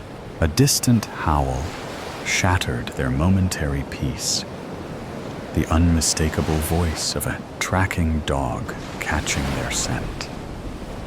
The hunt continued. Jacob set Estera gently on her feet and pointed westward, where the forest grew denser, offering deeper concealment. Musimy biec, Estera said with quiet resolve. We must run. Jacob nodded, taking her hand once more. Together, they plunged deeper into the wilderness. 6 children against an empire, armed with nothing but the desperate courage of those with nothing left to lose. The forest embraced them, branches parting to accept their flight, roots steadying their uncertain steps. Dawn found them huddled beneath a rocky overhang beside a wider stream. Exhaustion had claimed the younger children, while Jacob remained awake, listening to the forest's morning chorus, replacing the mechanized rhythms of captivity. Estera sat beside him, her slight shoulder pressed against his arm. Dokund Ijemi. Where are we going? She asked, her voice barely audible above the stream's gentle murmur. Jacob's mind, so accustomed to precision and calculation, could offer no certain answer. The geography of freedom remained unmapped territory. He had memorized every centimeter of captivity, but possessed no chart for liberation. The words came slowly. Na południe, du partyzantów. South, to the partisans. Rumors had circulated through the camp. Resistance fighters in the southern forests, Jews and Poles who had escaped, fighting with salvaged weapons and desperate courage. Perhaps only legend, perhaps salvation. Estera's small hand found his, fingers intertwining. Będziemy wolni. We will be free. Jacob looked at the sleeping children, at the forest stretching around them, at morning light filtering between trees. Freedom remained a distant shore, separated by hunger, winter, pursuit, and war. Yet for the first time in 3 years, possibility existed. He squeezed Estera's hand gently and discovered within himself the capacity for speech once more. Words emerged like water from stone, each one a small miracle of reclamation. Już jesteśmy.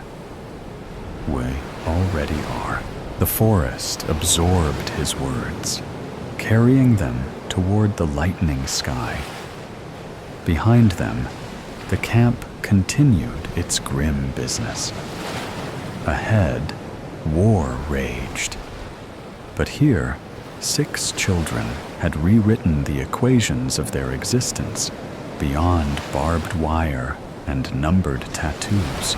Jacob tilted his face toward the breaking day, feeling warmth touch his skin. His voice, newly rediscovered, held steady as he spoke again.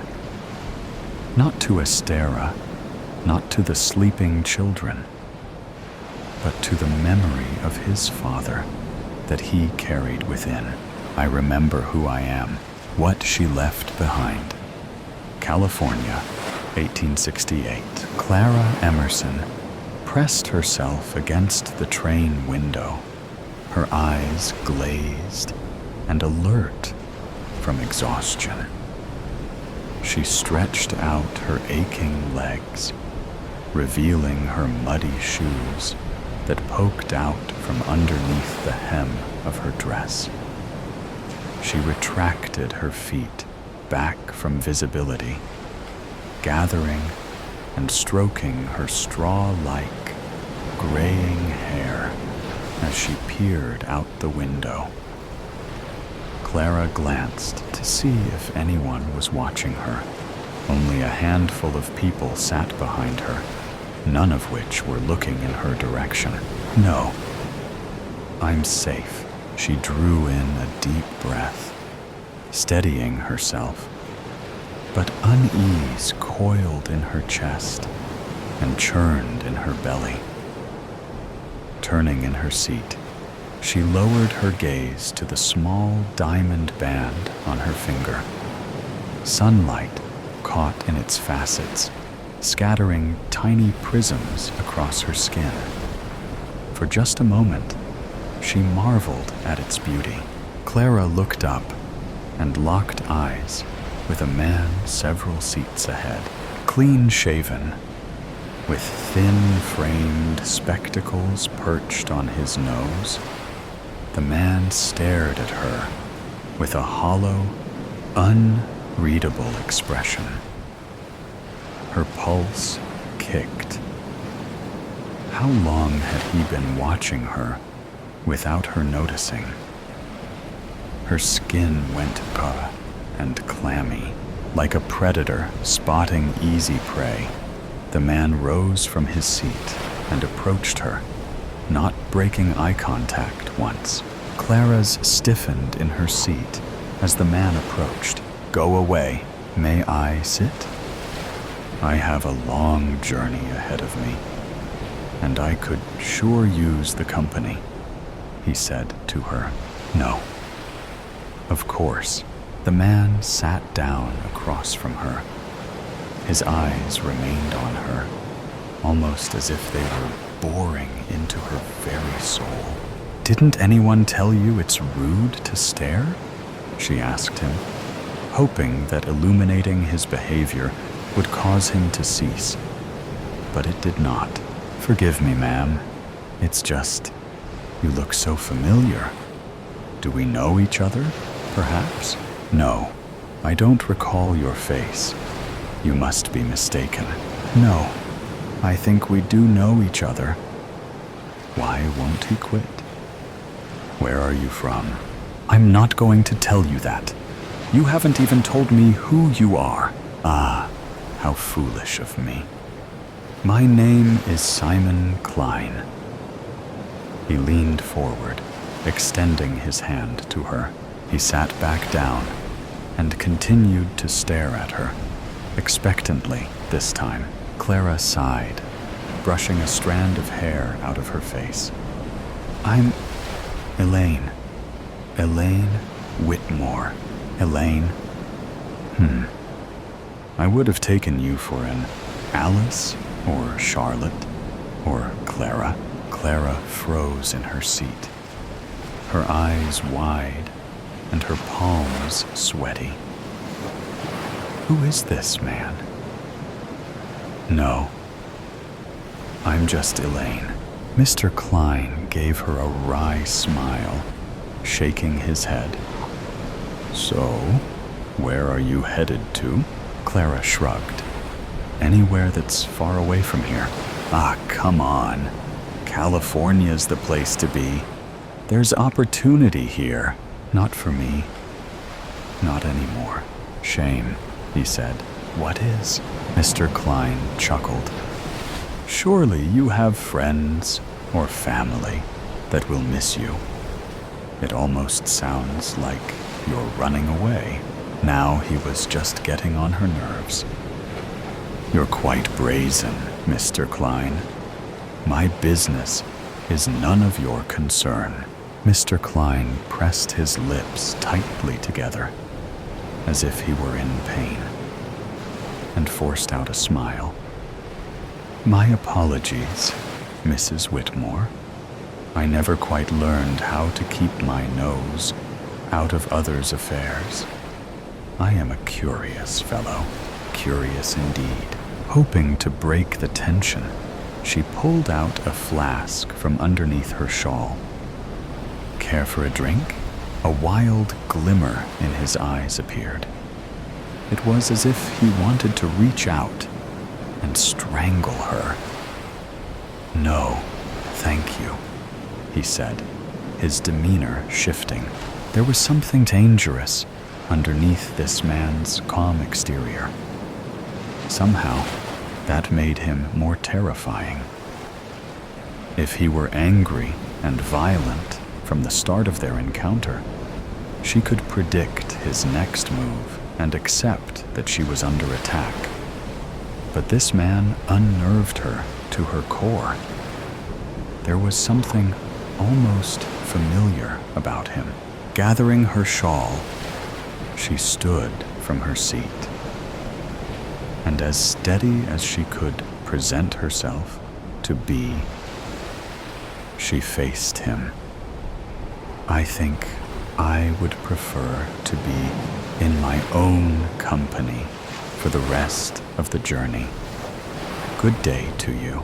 Please, there's no need to leave. If you wish to be alone, I can accommodate." Mr. Klein stood, moving back to his original seat. Clara returned to hers, facing away from Mr. Klein this time. But she could still feel his eyes on her.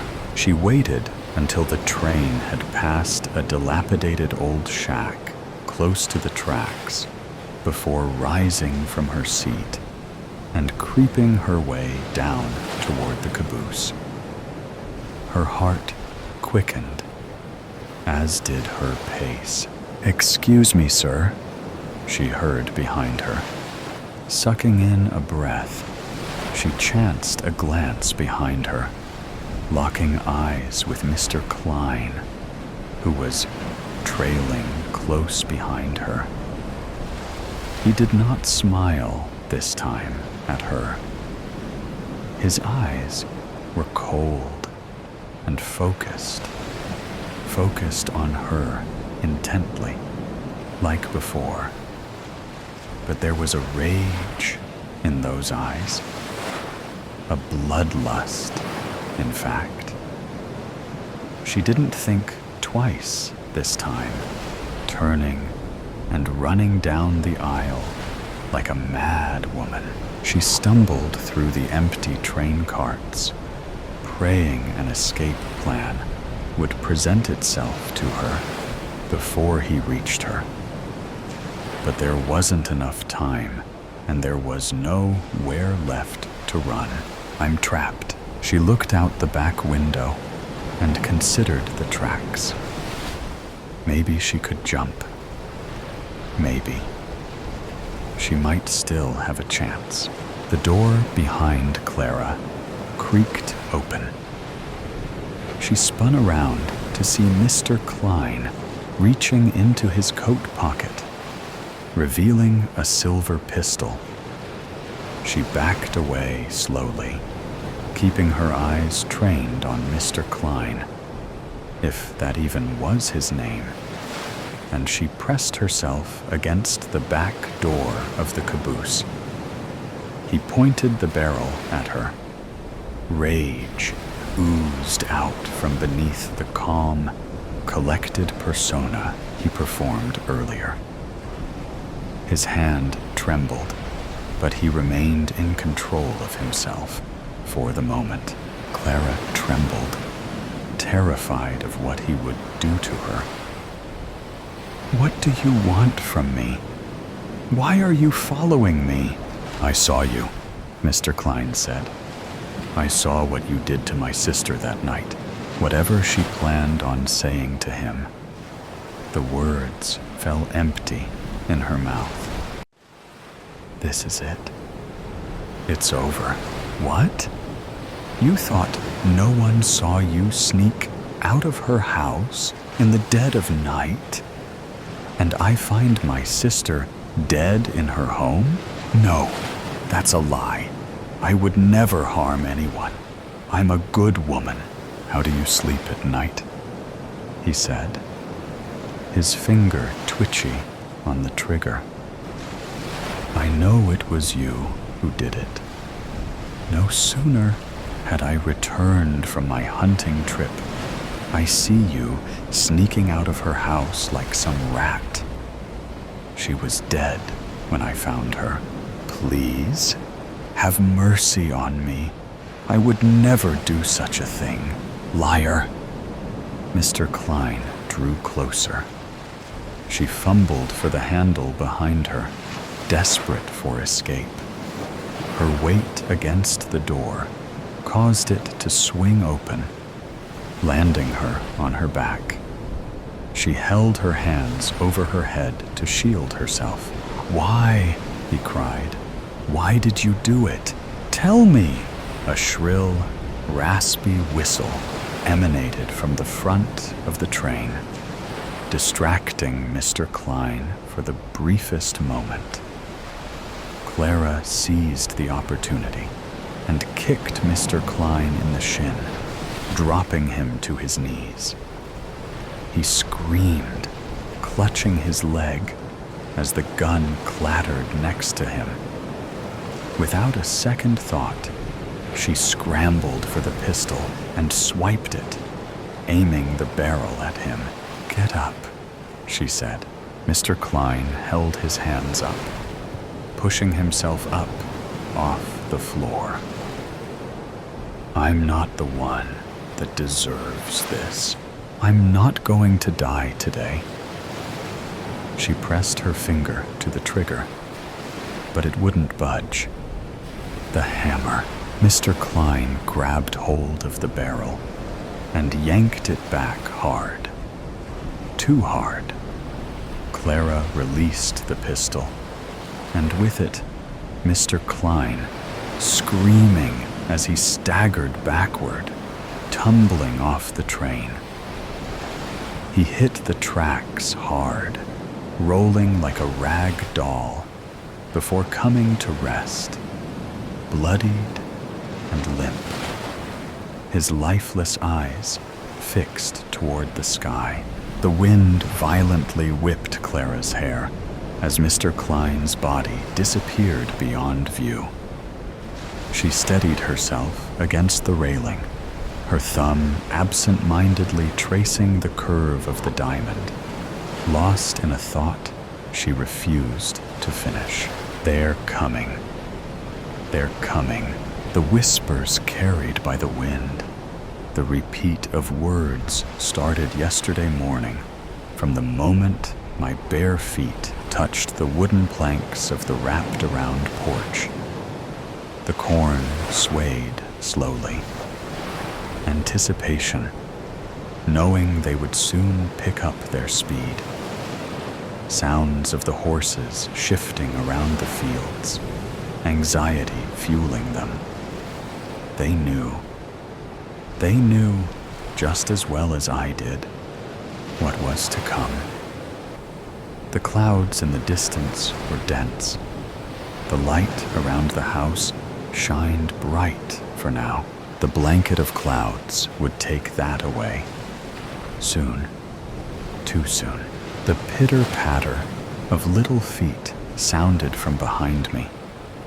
A hand wrapping around my finger, giving a slight tug. Her bright blue eyes would be boring into me.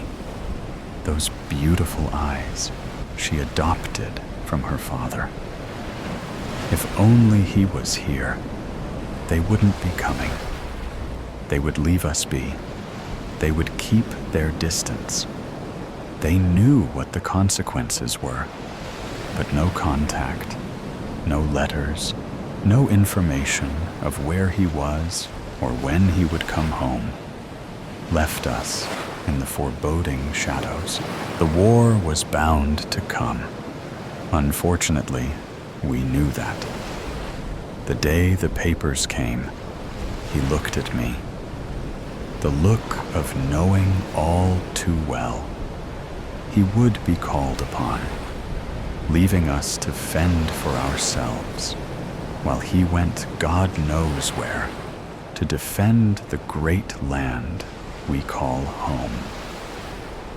The last letter received was over a month ago now. We sent one in return within the week. Concerns the officers would come bringing devastating news filled the house, weighing the air down. Another tug released me from my trance. I looked down, mustering a smile as best I could. Guiding her back into the house, setting her up in the chair for breakfast. Eggs, toast, and fresh bacon from one of the sows lay in front of her. Coffee was the choice for me. Hunger was gone.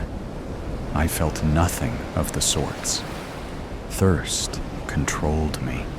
Coffee, water, and milk satisfied me for the time being. A bang sounded outside. My eyes snapped to see through the fogged window from grime. Something else to add to my list of things to do. The dust and dirt picking up from the fields created a layer. A goat was taking time to practice butting again, lining up to go again with one of the poles surrounding them. The clouds were closer, Too much to do before they would be here. Too little time. Another tug. This time, my dress.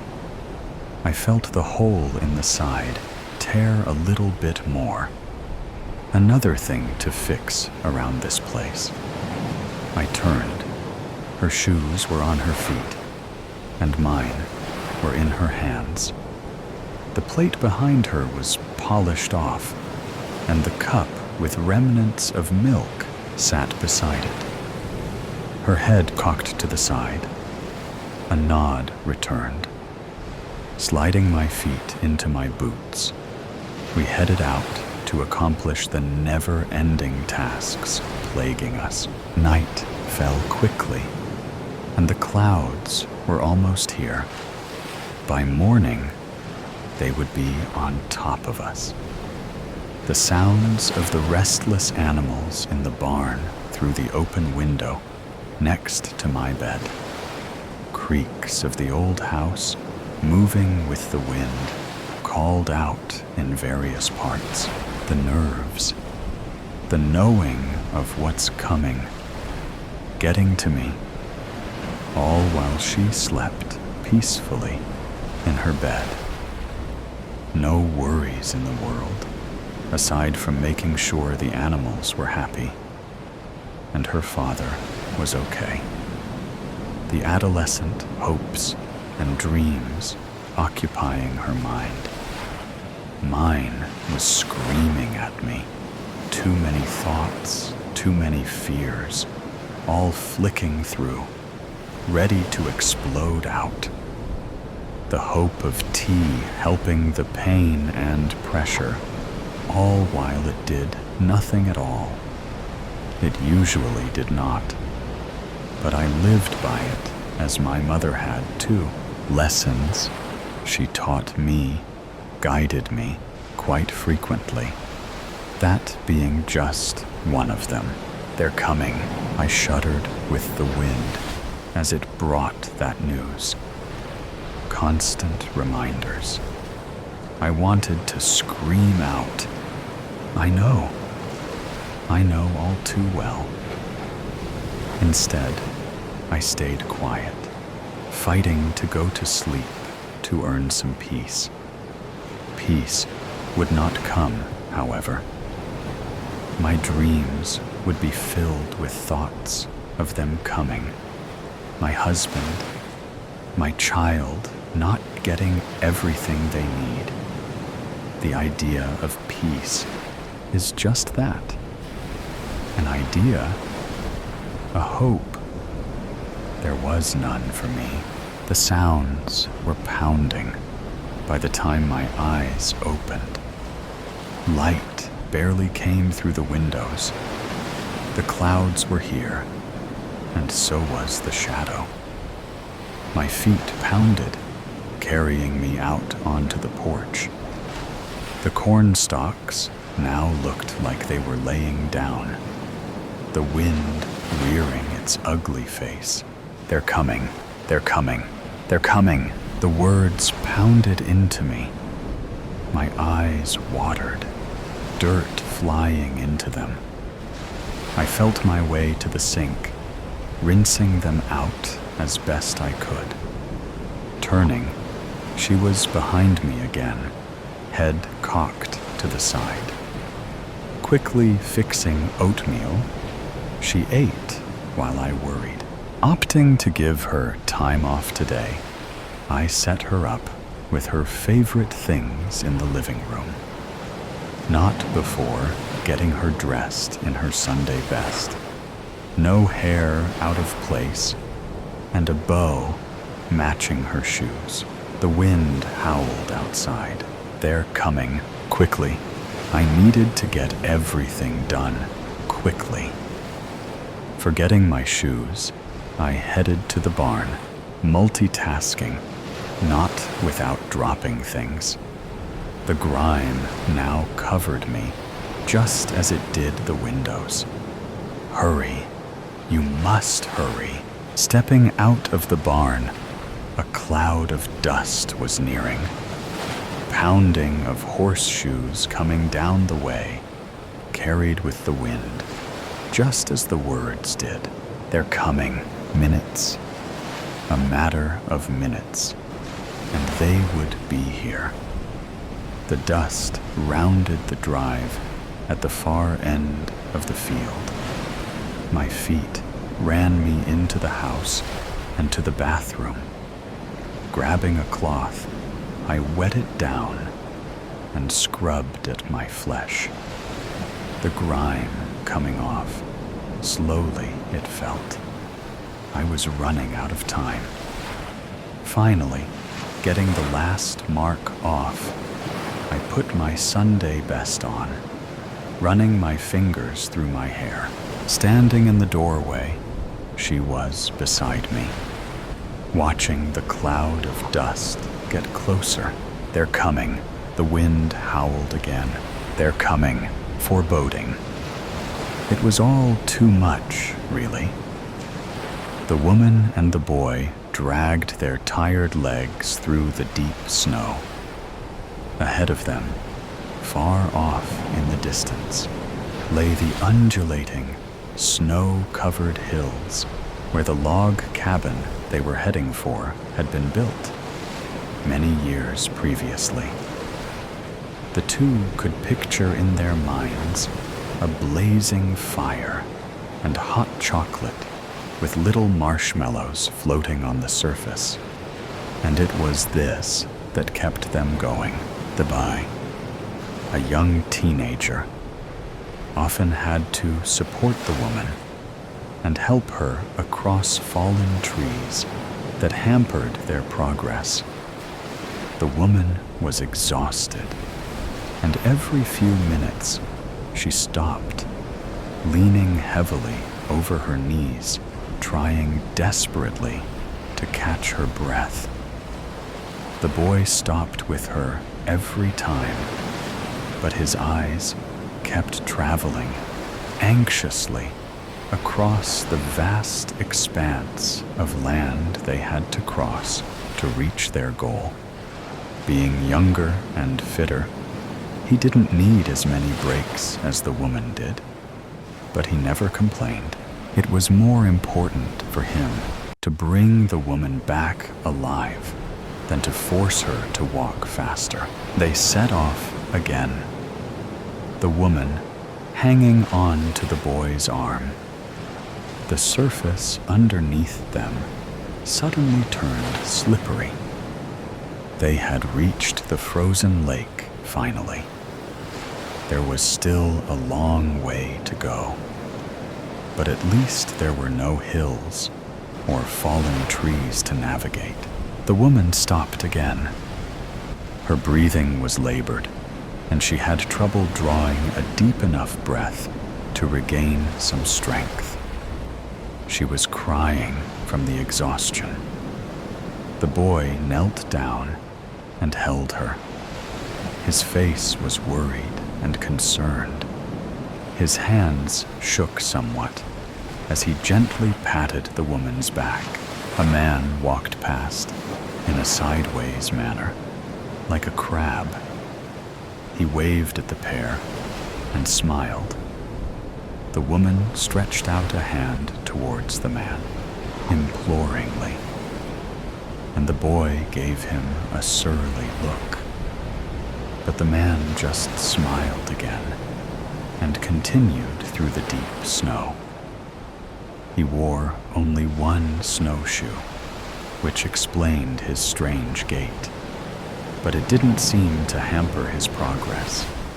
He flattened the snow with his snowshoe-clad foot and hardly sunk through the snow at all with the other foot.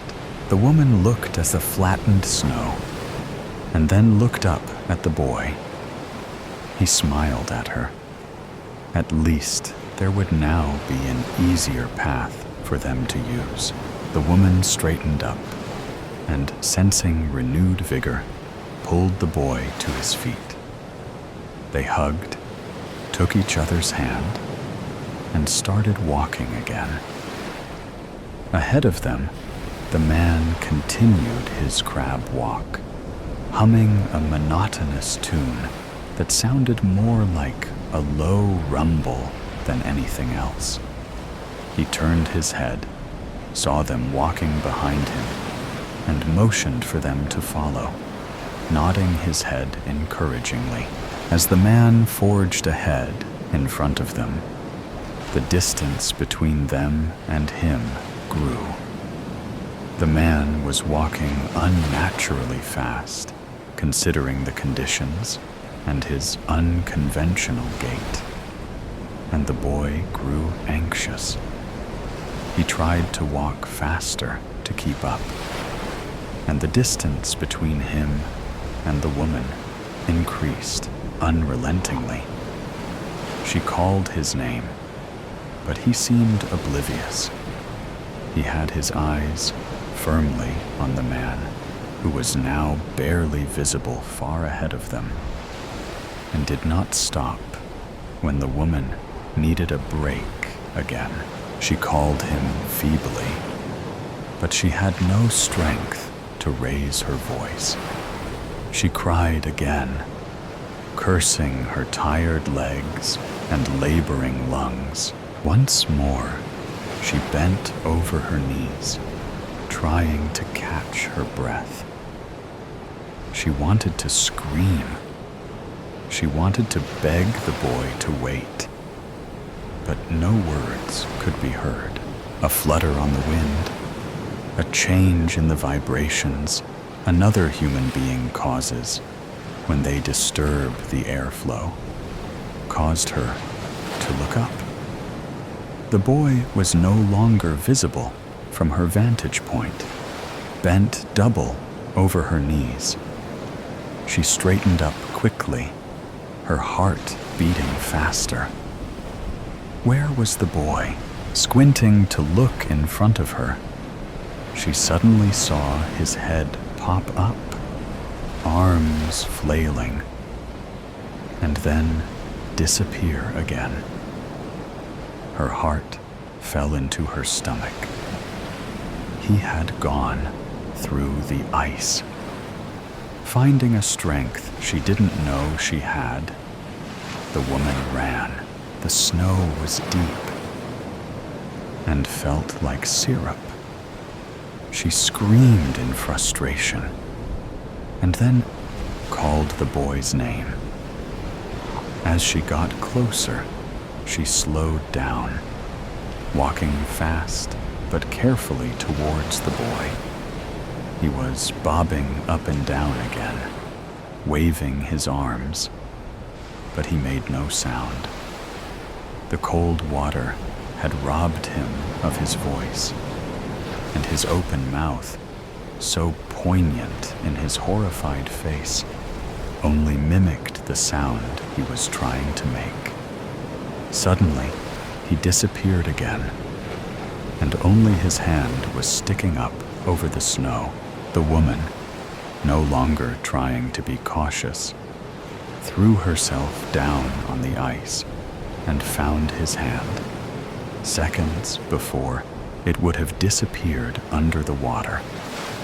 She felt the boy grabbing the hand, and she pulled, the adrenaline and fear giving her more strength than she had ever had before. The boy's head appeared again. He looked straight at the woman, and there was a panic in his eyes that scared her more than anything else. She noticed that there wasn't much room for his head, and with a jolt of fear, she realized the fissure in the ice was closing up, and fast. The boy's head disappeared under the water again, despite her holding on to his hand, and the hole kept closing. Now, there was no way the boy could get his head through the hole to draw breath again, and she screamed in fear and panic. With her free hand, she started pounding on the ice around the hole. The ice was too hard, and her frail beating could not even chip away at the surface. Keeping a firm hold on the hand that still gripped hers convulsively, she tried bashing a hole in the ice with the heel of one boot, but the ice would not even crack. The boy's hand started losing its grip on her hand, and she wailed in desperation, stomping harder on the ice, standing up to add weight to the pounding on the ice. She lost her grip on the boy's hand, and it slipped below the water, the hole finally closing inexorably around it with a sucking sound, far away from the location in her dream. The woman woke up sobbing, sweat moistening her forehead, and shaking from head to toe. A pain in her chest so intense it brought tears to her eyes. The woman tried taking a deep breath. She was moaning, and her heart was beating so rapidly it hurt. Next to her, her husband was snoring loudly, completely oblivious to her plight. This was nothing new. It would more than likely take an earthquake to wake him up at this hour, and she didn't need him anyway. She gently pushed the blankets aside and slipped out of bed. She had to make sure he was safe. The dream had been so vivid, so real. Tiptoeing across the hall, shivering slightly in the cold night air that permeated the house, she arrived in her older son's bedroom. A soft snoring could be heard from the room. As she neared, a quiet meow greeted her. Looking into the room, the lamp-like eyes of their cat Brandy were staring back at her, and the animal meowed quietly again. Letting her breath out, she hadn't even been aware of holding it. She tiptoed over to stroke the cat gently. "Good girl, you stay with him. Keep him safe for me." Looking down upon her teenage son, his mouth open and his wavy hair in disarray around his peaceful face, she felt her throat constrict slightly, and she had to swallow hard to stifle the moan that had almost escaped her mouth again.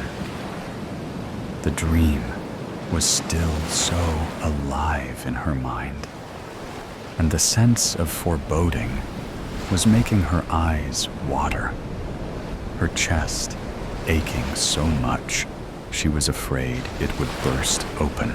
Wanting desperately to wake him up just to hold him, she instead stretched her hand out, stroking her son's forehead gently before retreating out into the hall again.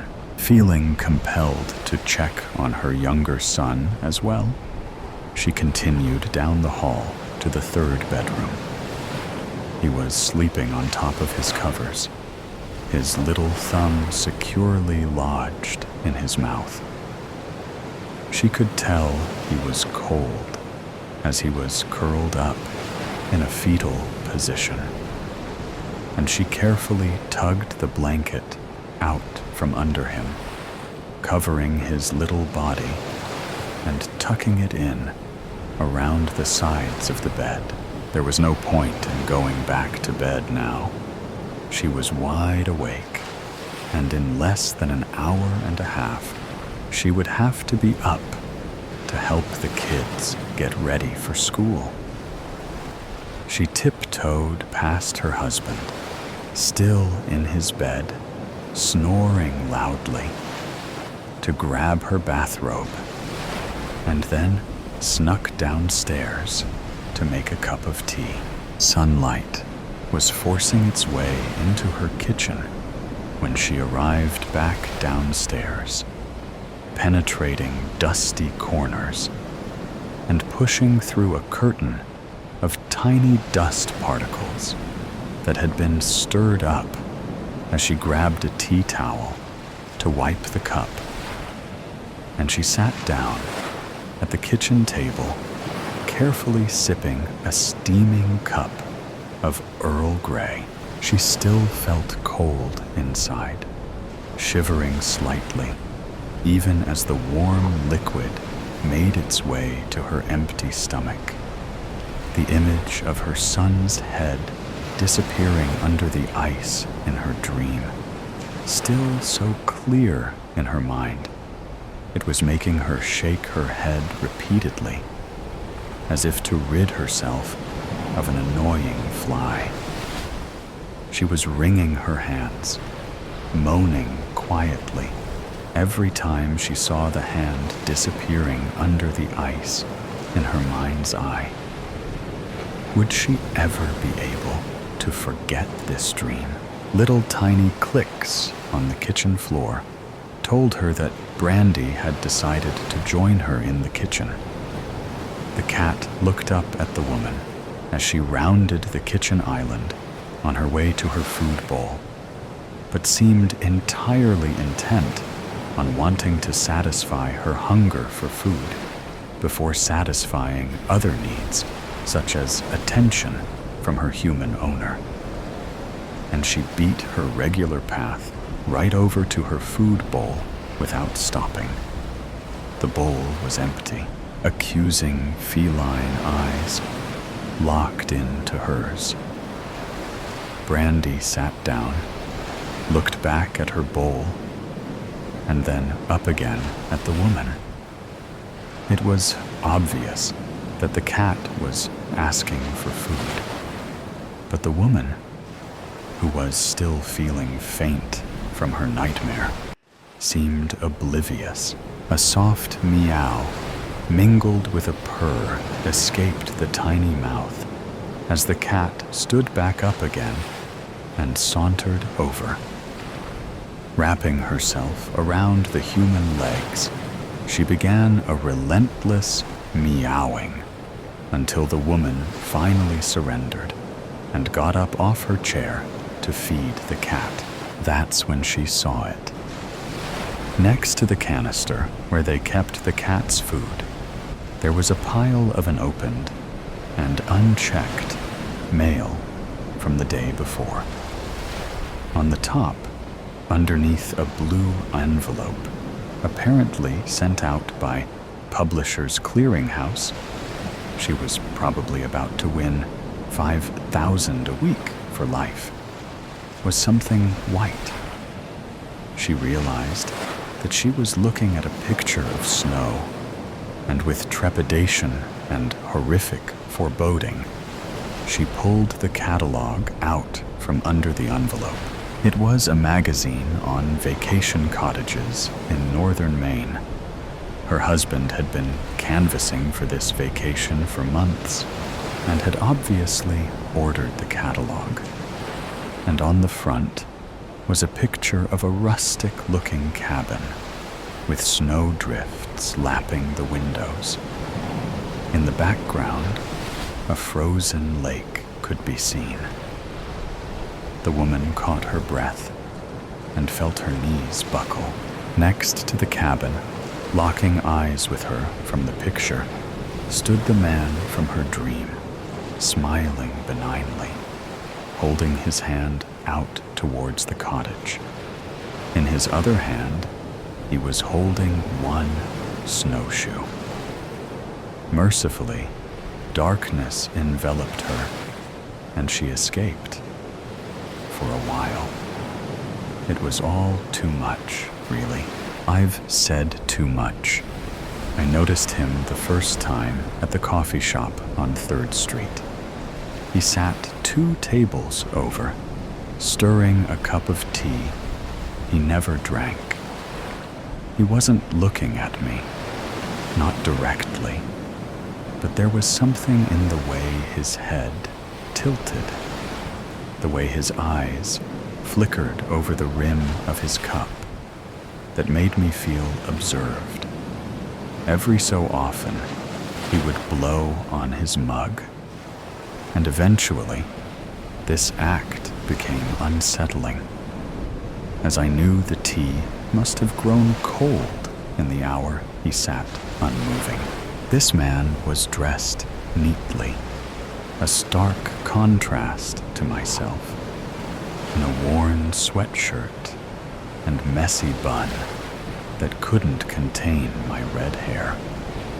He wore an ironed shirt, pressed pants, and his copper hair was immaculately combed and styled.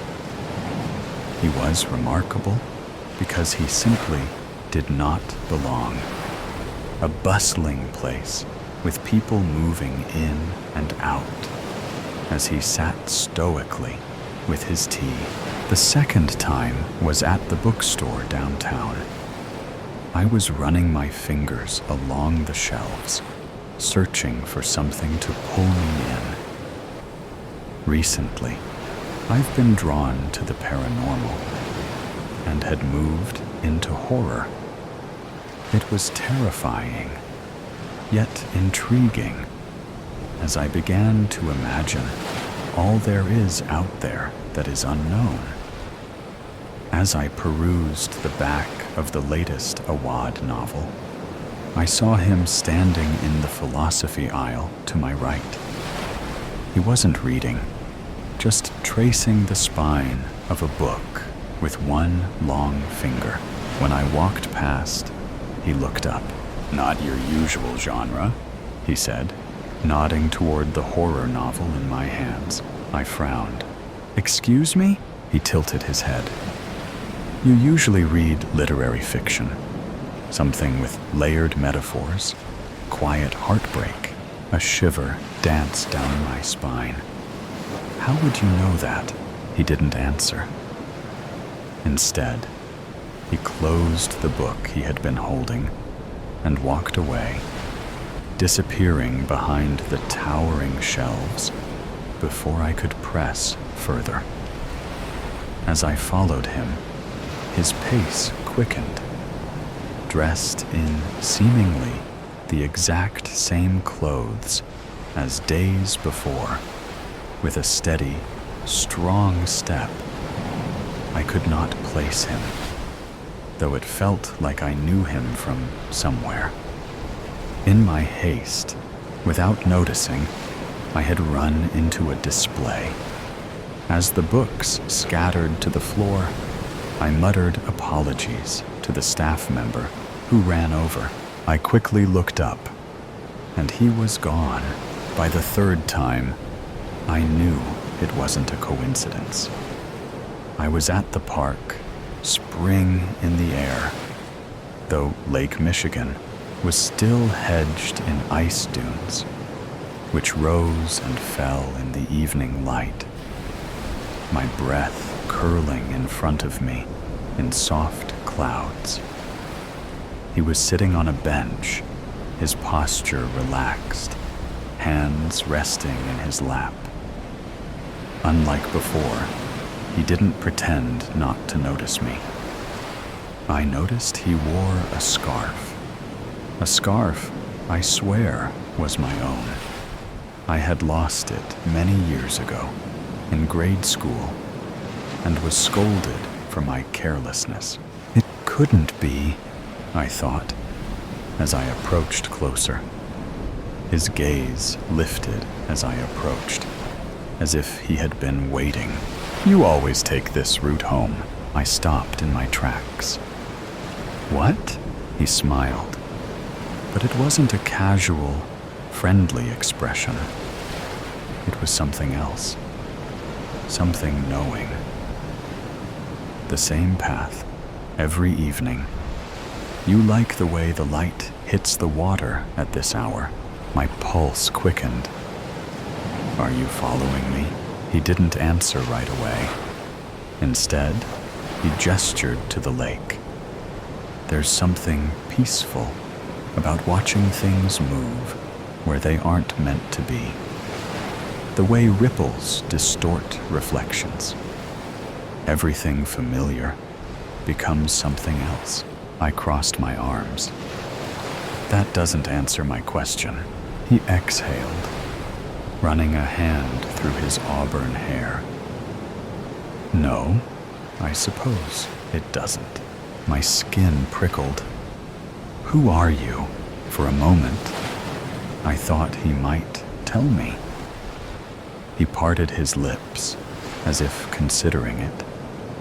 His gaze locked onto mine with an intensity that sent a strange, twisting sensation through my stomach. But then, just as quickly, something shifted. His face, his expression. It was like watching a shadow pass over the sun. I've said too much, he murmured, more to himself than to me. He stood, brushing invisible dust from his coat. Forget this conversation. My heart pounded. Forget it? He nodded, his voice quiet. It's better that way. And then he turned, walking away with an unsettling hum. I wanted to call out, to demand answers, but my throat tightened. I could only watch as he disappeared into the trees on the shoreline, his silhouette dissolving in the twilight. It wasn't until I turned back toward the path, heart hammering, that I realized something strange. There were no footprints where he had been standing, and the air where he had spoken still carried the scent of something I couldn't quite name. Something like old paper, burnt cedar, and a storm about to break. I don't remember deciding to come here. One moment, I was standing in the park. The next, the ice stretched before me, endless and waiting. I had begun to question whether I was losing my grip on reality. The strange man's cryptic words, the shifting moments in time, and the absence of solid ground beneath my feet had all led me to this moment, standing on the frozen shore of Lake Michigan. The ice cracked beneath my boots, protesting against the weight of yet another cold season. The lake stretched out before me, an endless horizon of white and blue that should have felt serene, but instead left me with an unsettling feeling, like something was wrong, something lurking just out of sight. I walked carefully, mindful of the shifting terrain beneath me. The lake was beautiful, but treacherous. Mounds of frozen sand rose in strange, wind-carved shapes, dusted with snow. The ice here was patchy, some parts solid, some beginning to crack and leak dark pools of water beneath. There was something about this place that made my stomach turn, something about the way the lake seemed to pulse under my feet. It felt alive, watching me, waiting. The icy wind bit at my skin, and my breath curled in the air in front of me in wisps of smoke. I knelt by a pool of dark water that had opened beneath the ice, watching as minnows darted below, their silver bodies flashing like tiny ghosts in the clear, cold depths. The clarity of the water made my pulse quicken, too easy to see the darkness below, too easy to imagine the lake's cold hunger. Then, something caught my eye, a darker patch of ice than the others, an odd shape trapped beneath the surface. I moved closer, my boots skidding slightly on the slick ground.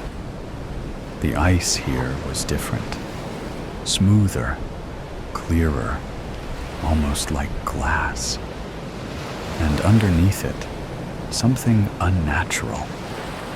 A smear of color, a reddish-orange streak that seemed impossibly bright against the deep blue-black of the water. My heart lurched.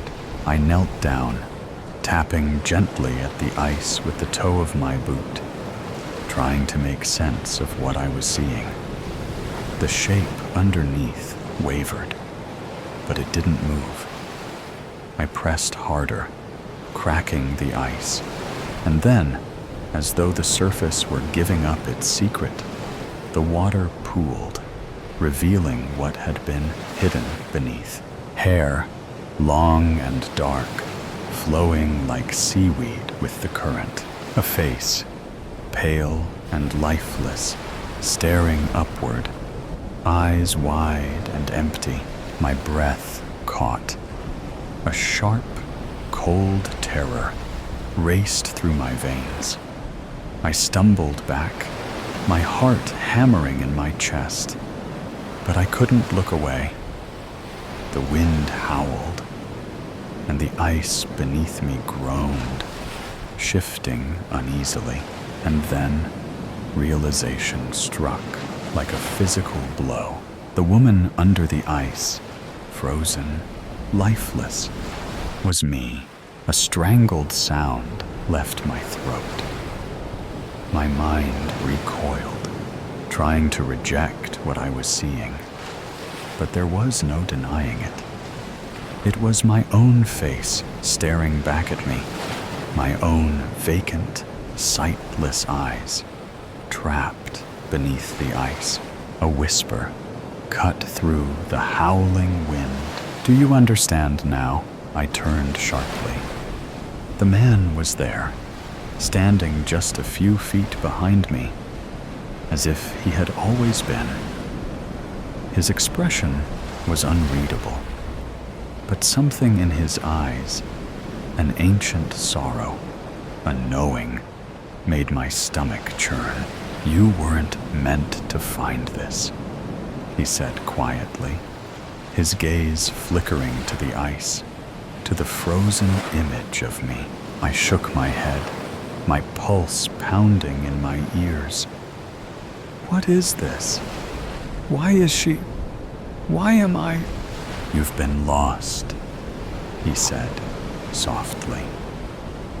"Lost in time, lost in memory. The past and future bleed together. You are the woman under the ice, and yet you're still here, trying to find your way." A deep, pulsing ache settled in my chest. My breath came in short, shallow bursts. I wanted to reject his words, to turn and run. But something about them rang true in a way I couldn't explain. I opened my mouth to speak, but something flickered in my peripheral vision. Movement in the ice. I turned sharply, expecting to see the body beneath me shift. But what I saw instead made my blood run cold. Reflections. Not just one, but many, scattered across the ice in broken, distorted fragments. My face, but not as it was now. Older, younger, crying, laughing, standing somewhere else entirely, flickering like a glitch in time. 100 versions of me trapped beneath the surface, shifting and blending like ripples in the water. One version of me didn't flicker and vanish like the others. She was staring back, her mouth moving soundlessly, like she was trying to warn me. My hands trembled. "This isn't real," the man sighed, as if he had been expecting this reaction. "What is real?" he murmured. "Is time so linear, Alex? Can you really be sure you're still the same person you think you are? Or have you already crossed over?" My pulse slammed against my ribs. I wanted to deny it, to tell him he was wrong. But something inside me knew he wasn't. The lake groaned beneath me, the ice fracturing in slow, creeping lines. The world tilted, unsteady, and for a moment, I felt as though I was slipping between the cracks, the space between past and future collapsing around me. I turned back to the man, searching his face for some kind of anchor, some kind of answer. "What do I do?" I whispered. His eyes were solemn, unwavering. "You come with me. There's only one way to move forward." The words hung in the air, heavy with finality. I hesitated, my gaze flickering once more to the frozen version of myself beneath the ice. A life lost, a path already taken. But if I stepped away, if I turned back now, would I ever get another chance to change it? I swallowed hard. My fingers curled into fists at my sides. And then I nodded. The man held out his hand, and I took it, falling to conclusions. Fear can make you do crazy things. Cry, laugh, scream, even kill. At this precise moment, it is causing a man named Joe to run for his life. It is also causing 7 members of an unknown faction to chase him. Joe doesn't know where he is going, only that he has to get away. His chest pulses in and out as his body tries to drag in air to compensate for all the running. His legs ache as he pushes them to go faster. A voice in his head urges him on. "We need to go faster." "Shut up. You think I don't know that? It's your fault we're running in the first place." "Gosh, a guy can't have a little fun. You killed those guys." "Correction, you killed those guys. As far as anyone else knows, I am just a figment of your imagination. Besides, now you can be certain that the men who killed your family have been punished for their actions. I didn't need your help. The police would have handled it. Now these guys are chasing us. Less complaining, more running." Joe continues sprinting through the autumn-colored trees, looking for an escape. As he taps into his second wind, he sees sunlight beaming down ahead. He gets to a bright clearing, a good distance ahead of his pursuers. The beginnings of a sigh of relief melt into a sigh of despair. On the other side of the very narrow, leaf-filled clearing is a very wide, rock-filled gorge. He skids to the edge, kicking a few dozen leaves over the edge. Gasping for air, with his hands on his knees, he watches as the leaves slowly pinwheel out of sight. A good 1,000-foot drop followed by slopes of jagged rock. I'll definitely feel that in the morning. We could make it. Shut up. No, we can't. I could make it. Well, I can't. He takes a step back and puts his hands behind his back as he tries to catch his breath. As he turns around, a single man wearing green, brown, and black fatigues skids into the clearing. He sees Joe and raises his assault rifle. The gun trembles slightly as the soldier trains it on him. Joe watches as the nervous soldier's finger tightens slightly on the trigger. A single bead of sweat slides down the soldier's forehead as he begins to talk. We're gonna need you to come with us. I'm afraid I can't do that. That's right. Tell him. We aren't going anywhere with him. Puh, please, we're not gonna hurt you. I find that hard to believe. If I remember correctly, you guys were shooting at me not too long ago. Come on. There's only one of him. We can take him. We just want to talk to you. Do some tests. Ask some questions. What if you don't like what you hear? What if your tests and your questions don't get you the answers that you want? What then? Huh? Why haven't we killed him yet? Would you shut up already? Who are you talking to? Nobody, okay. I think I'll decline. Wow, I didn't think you had it in ya. That is not an option! A different voice booms from within the trees. The rest of the group bursts into the clearing, all wearing matching fatigues. Their assault rifles are all trained on him. Just answer me one question. Why do you have to be able to explain everything? Why do you have to know how everything works? Joe yells with tears of anger welling up in his eyes. Are you crying? What a baby.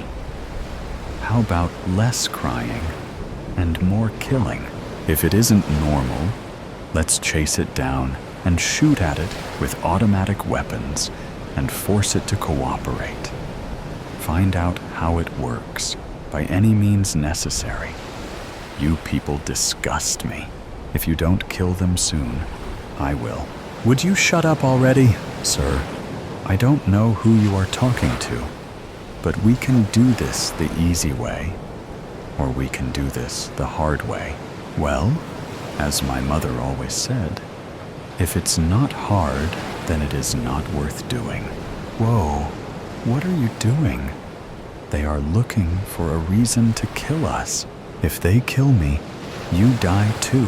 As Joe says this, he slowly takes his hands from behind his back. A 40-inch, sleek, razor-sharp, black katana is held firmly in each hand. As they see the blades, their fingers squeeze the triggers. Volleys of bullets fly towards Joe, each trying to reach the target first. His swords move lightning fast as he takes into account where on his body they are aiming and tries to deflect as many bullets as possible. Despite his efforts, he's breathing through a couple new holes by the time they need to reload. They watch anxiously as Joe stumbles forward. The sword in his left hand sticks into the ground and keeps him from falling all the way to the ground. He leans heavily on the sword as ragged, shallow breaths tear out of him. Dark red blood stains his shirt and pants in various places. He sways, but manages to stand, leaving the sword embedded in the ground. He tries to look at them, but the 7 soldiers double into 14. He shakes his head and tries again, but the 14 soldiers are now swimming in front of his vision. He settles on focusing on the group as a whole, seeing the forest, not the trees. Did I pass the test?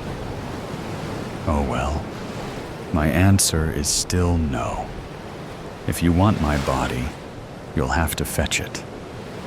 Joe slurs. You are seriously losing it. You are going to get us killed. No, don't! Joe spreads his arms and falls backwards off of the cliff. The soldiers dash to the edge and see him falling. He watches as the edge of the cliff and their faces shrink away from him. The wind whips his clothes wildly as it accelerates past him. He closes his eyes, slows his breathing, and concentrates. Suddenly, the sound of the wind slows and then stops. He opens his eyes and sees that he is now floating in midair. A faint glow and a quiet hum emanates from his left hand. He looks down and sees that about 5 feet under him is one particularly sharp shard of black rock that would have ended up right through his chest. He also notices that his vision has blacked out on the edge. Something was wrong. What did you do? I took over. It's obvious that you were on a suicide mission with that little stunt you pulled. I did too much work to get this body to just let you destroy us like this. He contemplates his grisly death for a second before reorienting himself. Using the power from his hands, he zooms back up towards the cliff edge. His head pops up over the ridge as the 7 soldiers are leaving the clearing. They walk slowly and lackadaisically back into the trees in a single file line. Apparently, his guaranteed death is good enough for them. His anger intensifies with this nonchalant disregard for him as a person. The fact that they don't really care about retrieving the body pisses him off. They even left his sword exactly where it got stuck in the ground. The nails on his right hand dig into his palm as his grip tightens on the sword. The angry look on his face morphs into a grin. He is going to enjoy what is about to happen. He floats back onto the cliff and lands silently on the ground. He quietly picks up his second sword and zips to the soldier, bringing up the rear. In one swift moment, he puts one sword through his back and uses the second sword to separate his head from his body. The head spins wildly as it tumbles into a nearby pile of leaves. He pushes the soldier's body out of the way and heads towards the second soldier. The second soldier gets cut down in one stroke, starting from his right shoulder and ending at his left hip. As the top half of the body slides away diagonally from the bottom half, Joe sees that the other soldiers have become aware of his presence.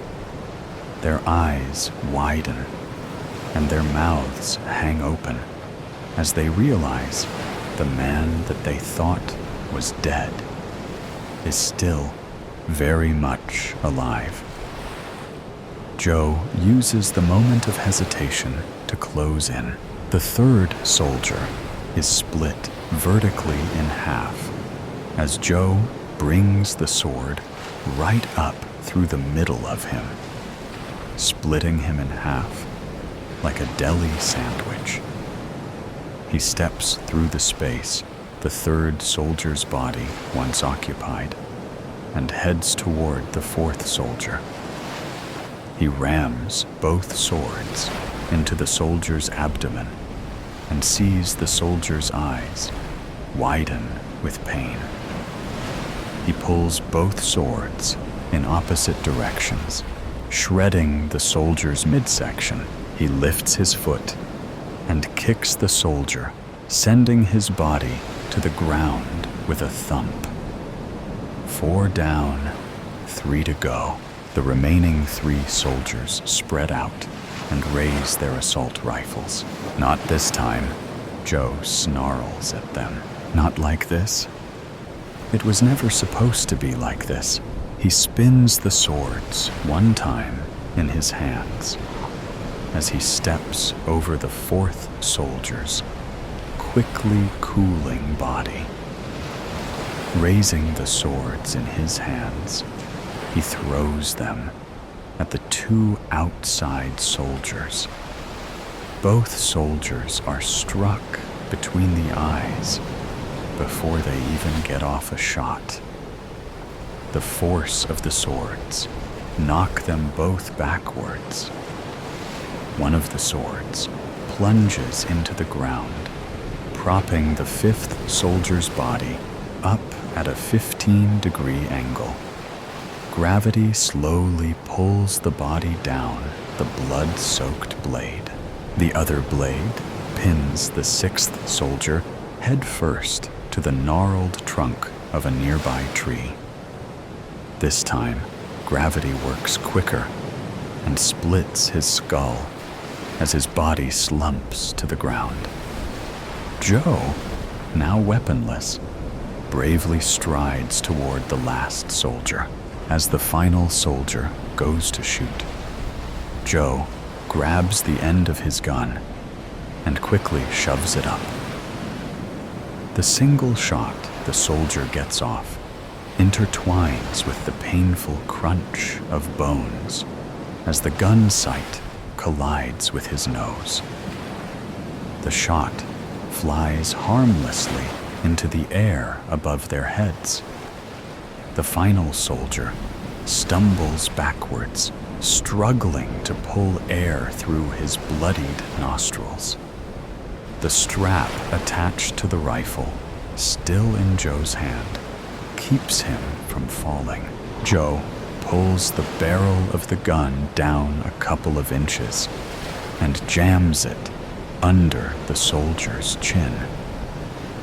The soldier is still dazed from his new breathing impairment and doesn't even realize what is happening.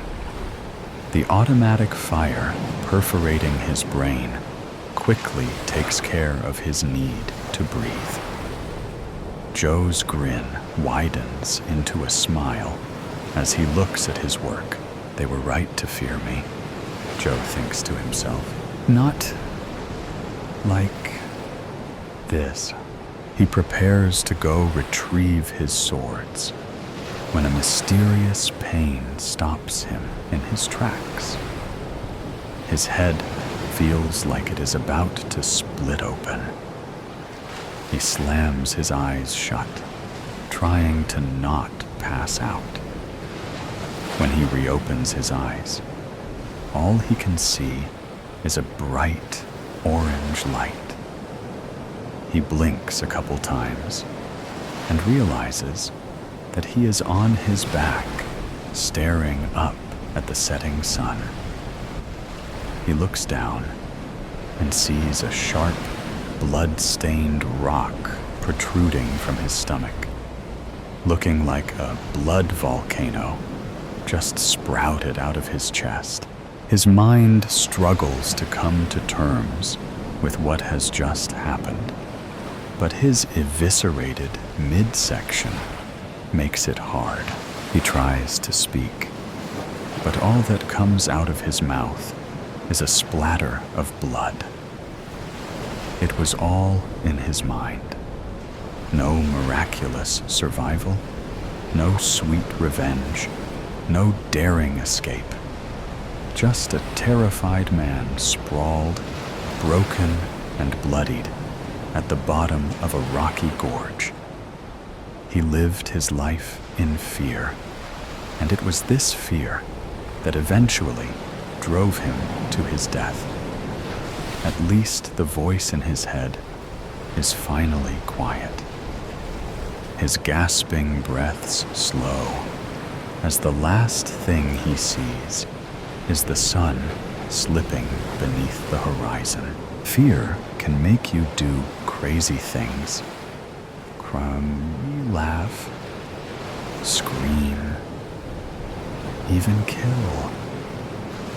Right about now, it was the last thought that crossed Joe's mind as his brain seeped out of his shattered skull. I spy with my little eye.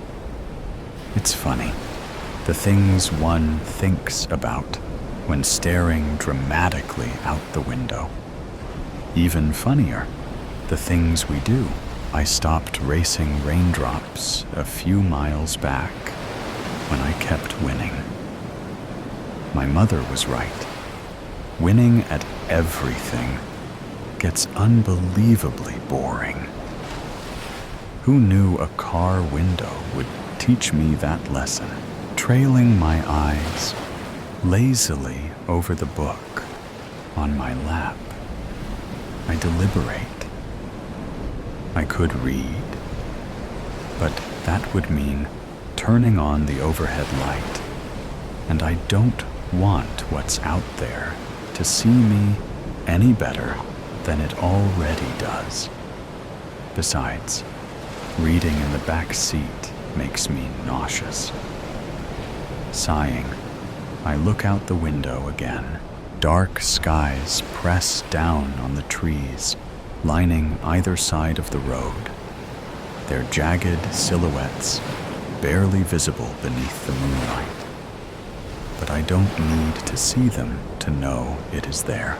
I can feel it, like the fabric of my clothes against my skin, like the weight of my own breath in my lungs. It's waiting, watching.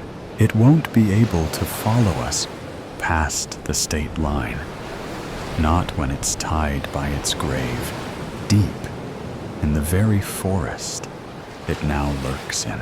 If we can just keep moving, if we don't stop, my fingers tighten around the seatbelt, because in the trunk, wrapped in tarps, are knives. The blood on them should be drying, crusting over. But that doesn't matter. It won't be the knives that get us caught. It'll be it. The road stretches endlessly. Twin lines of paint vanishing into the dark.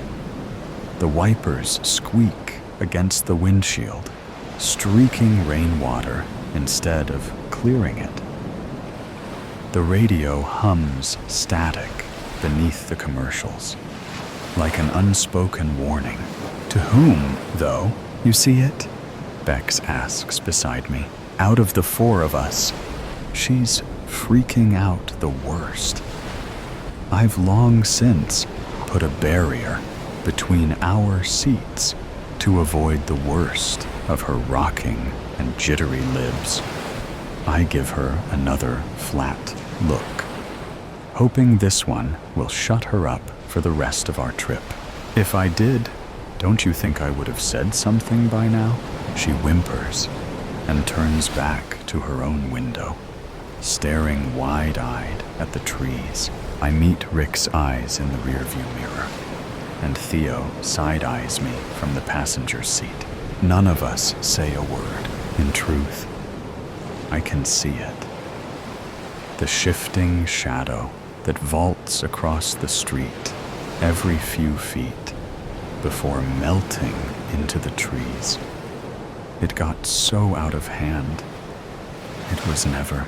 No, we did mean to do it. We just didn't think it'd come back to bite us like it did. Is doing. What's also true is that Bex will not be making it past the state limits with us. She can't be trusted. The minute everything was done and buried, she broke. Broken things aren't always fixable, and she is one loose end we cannot risk letting go, or it would end. We were all screwed. Rick blinks twice. I inhale deeply, sighing quietly through my nose. This is part of the plan.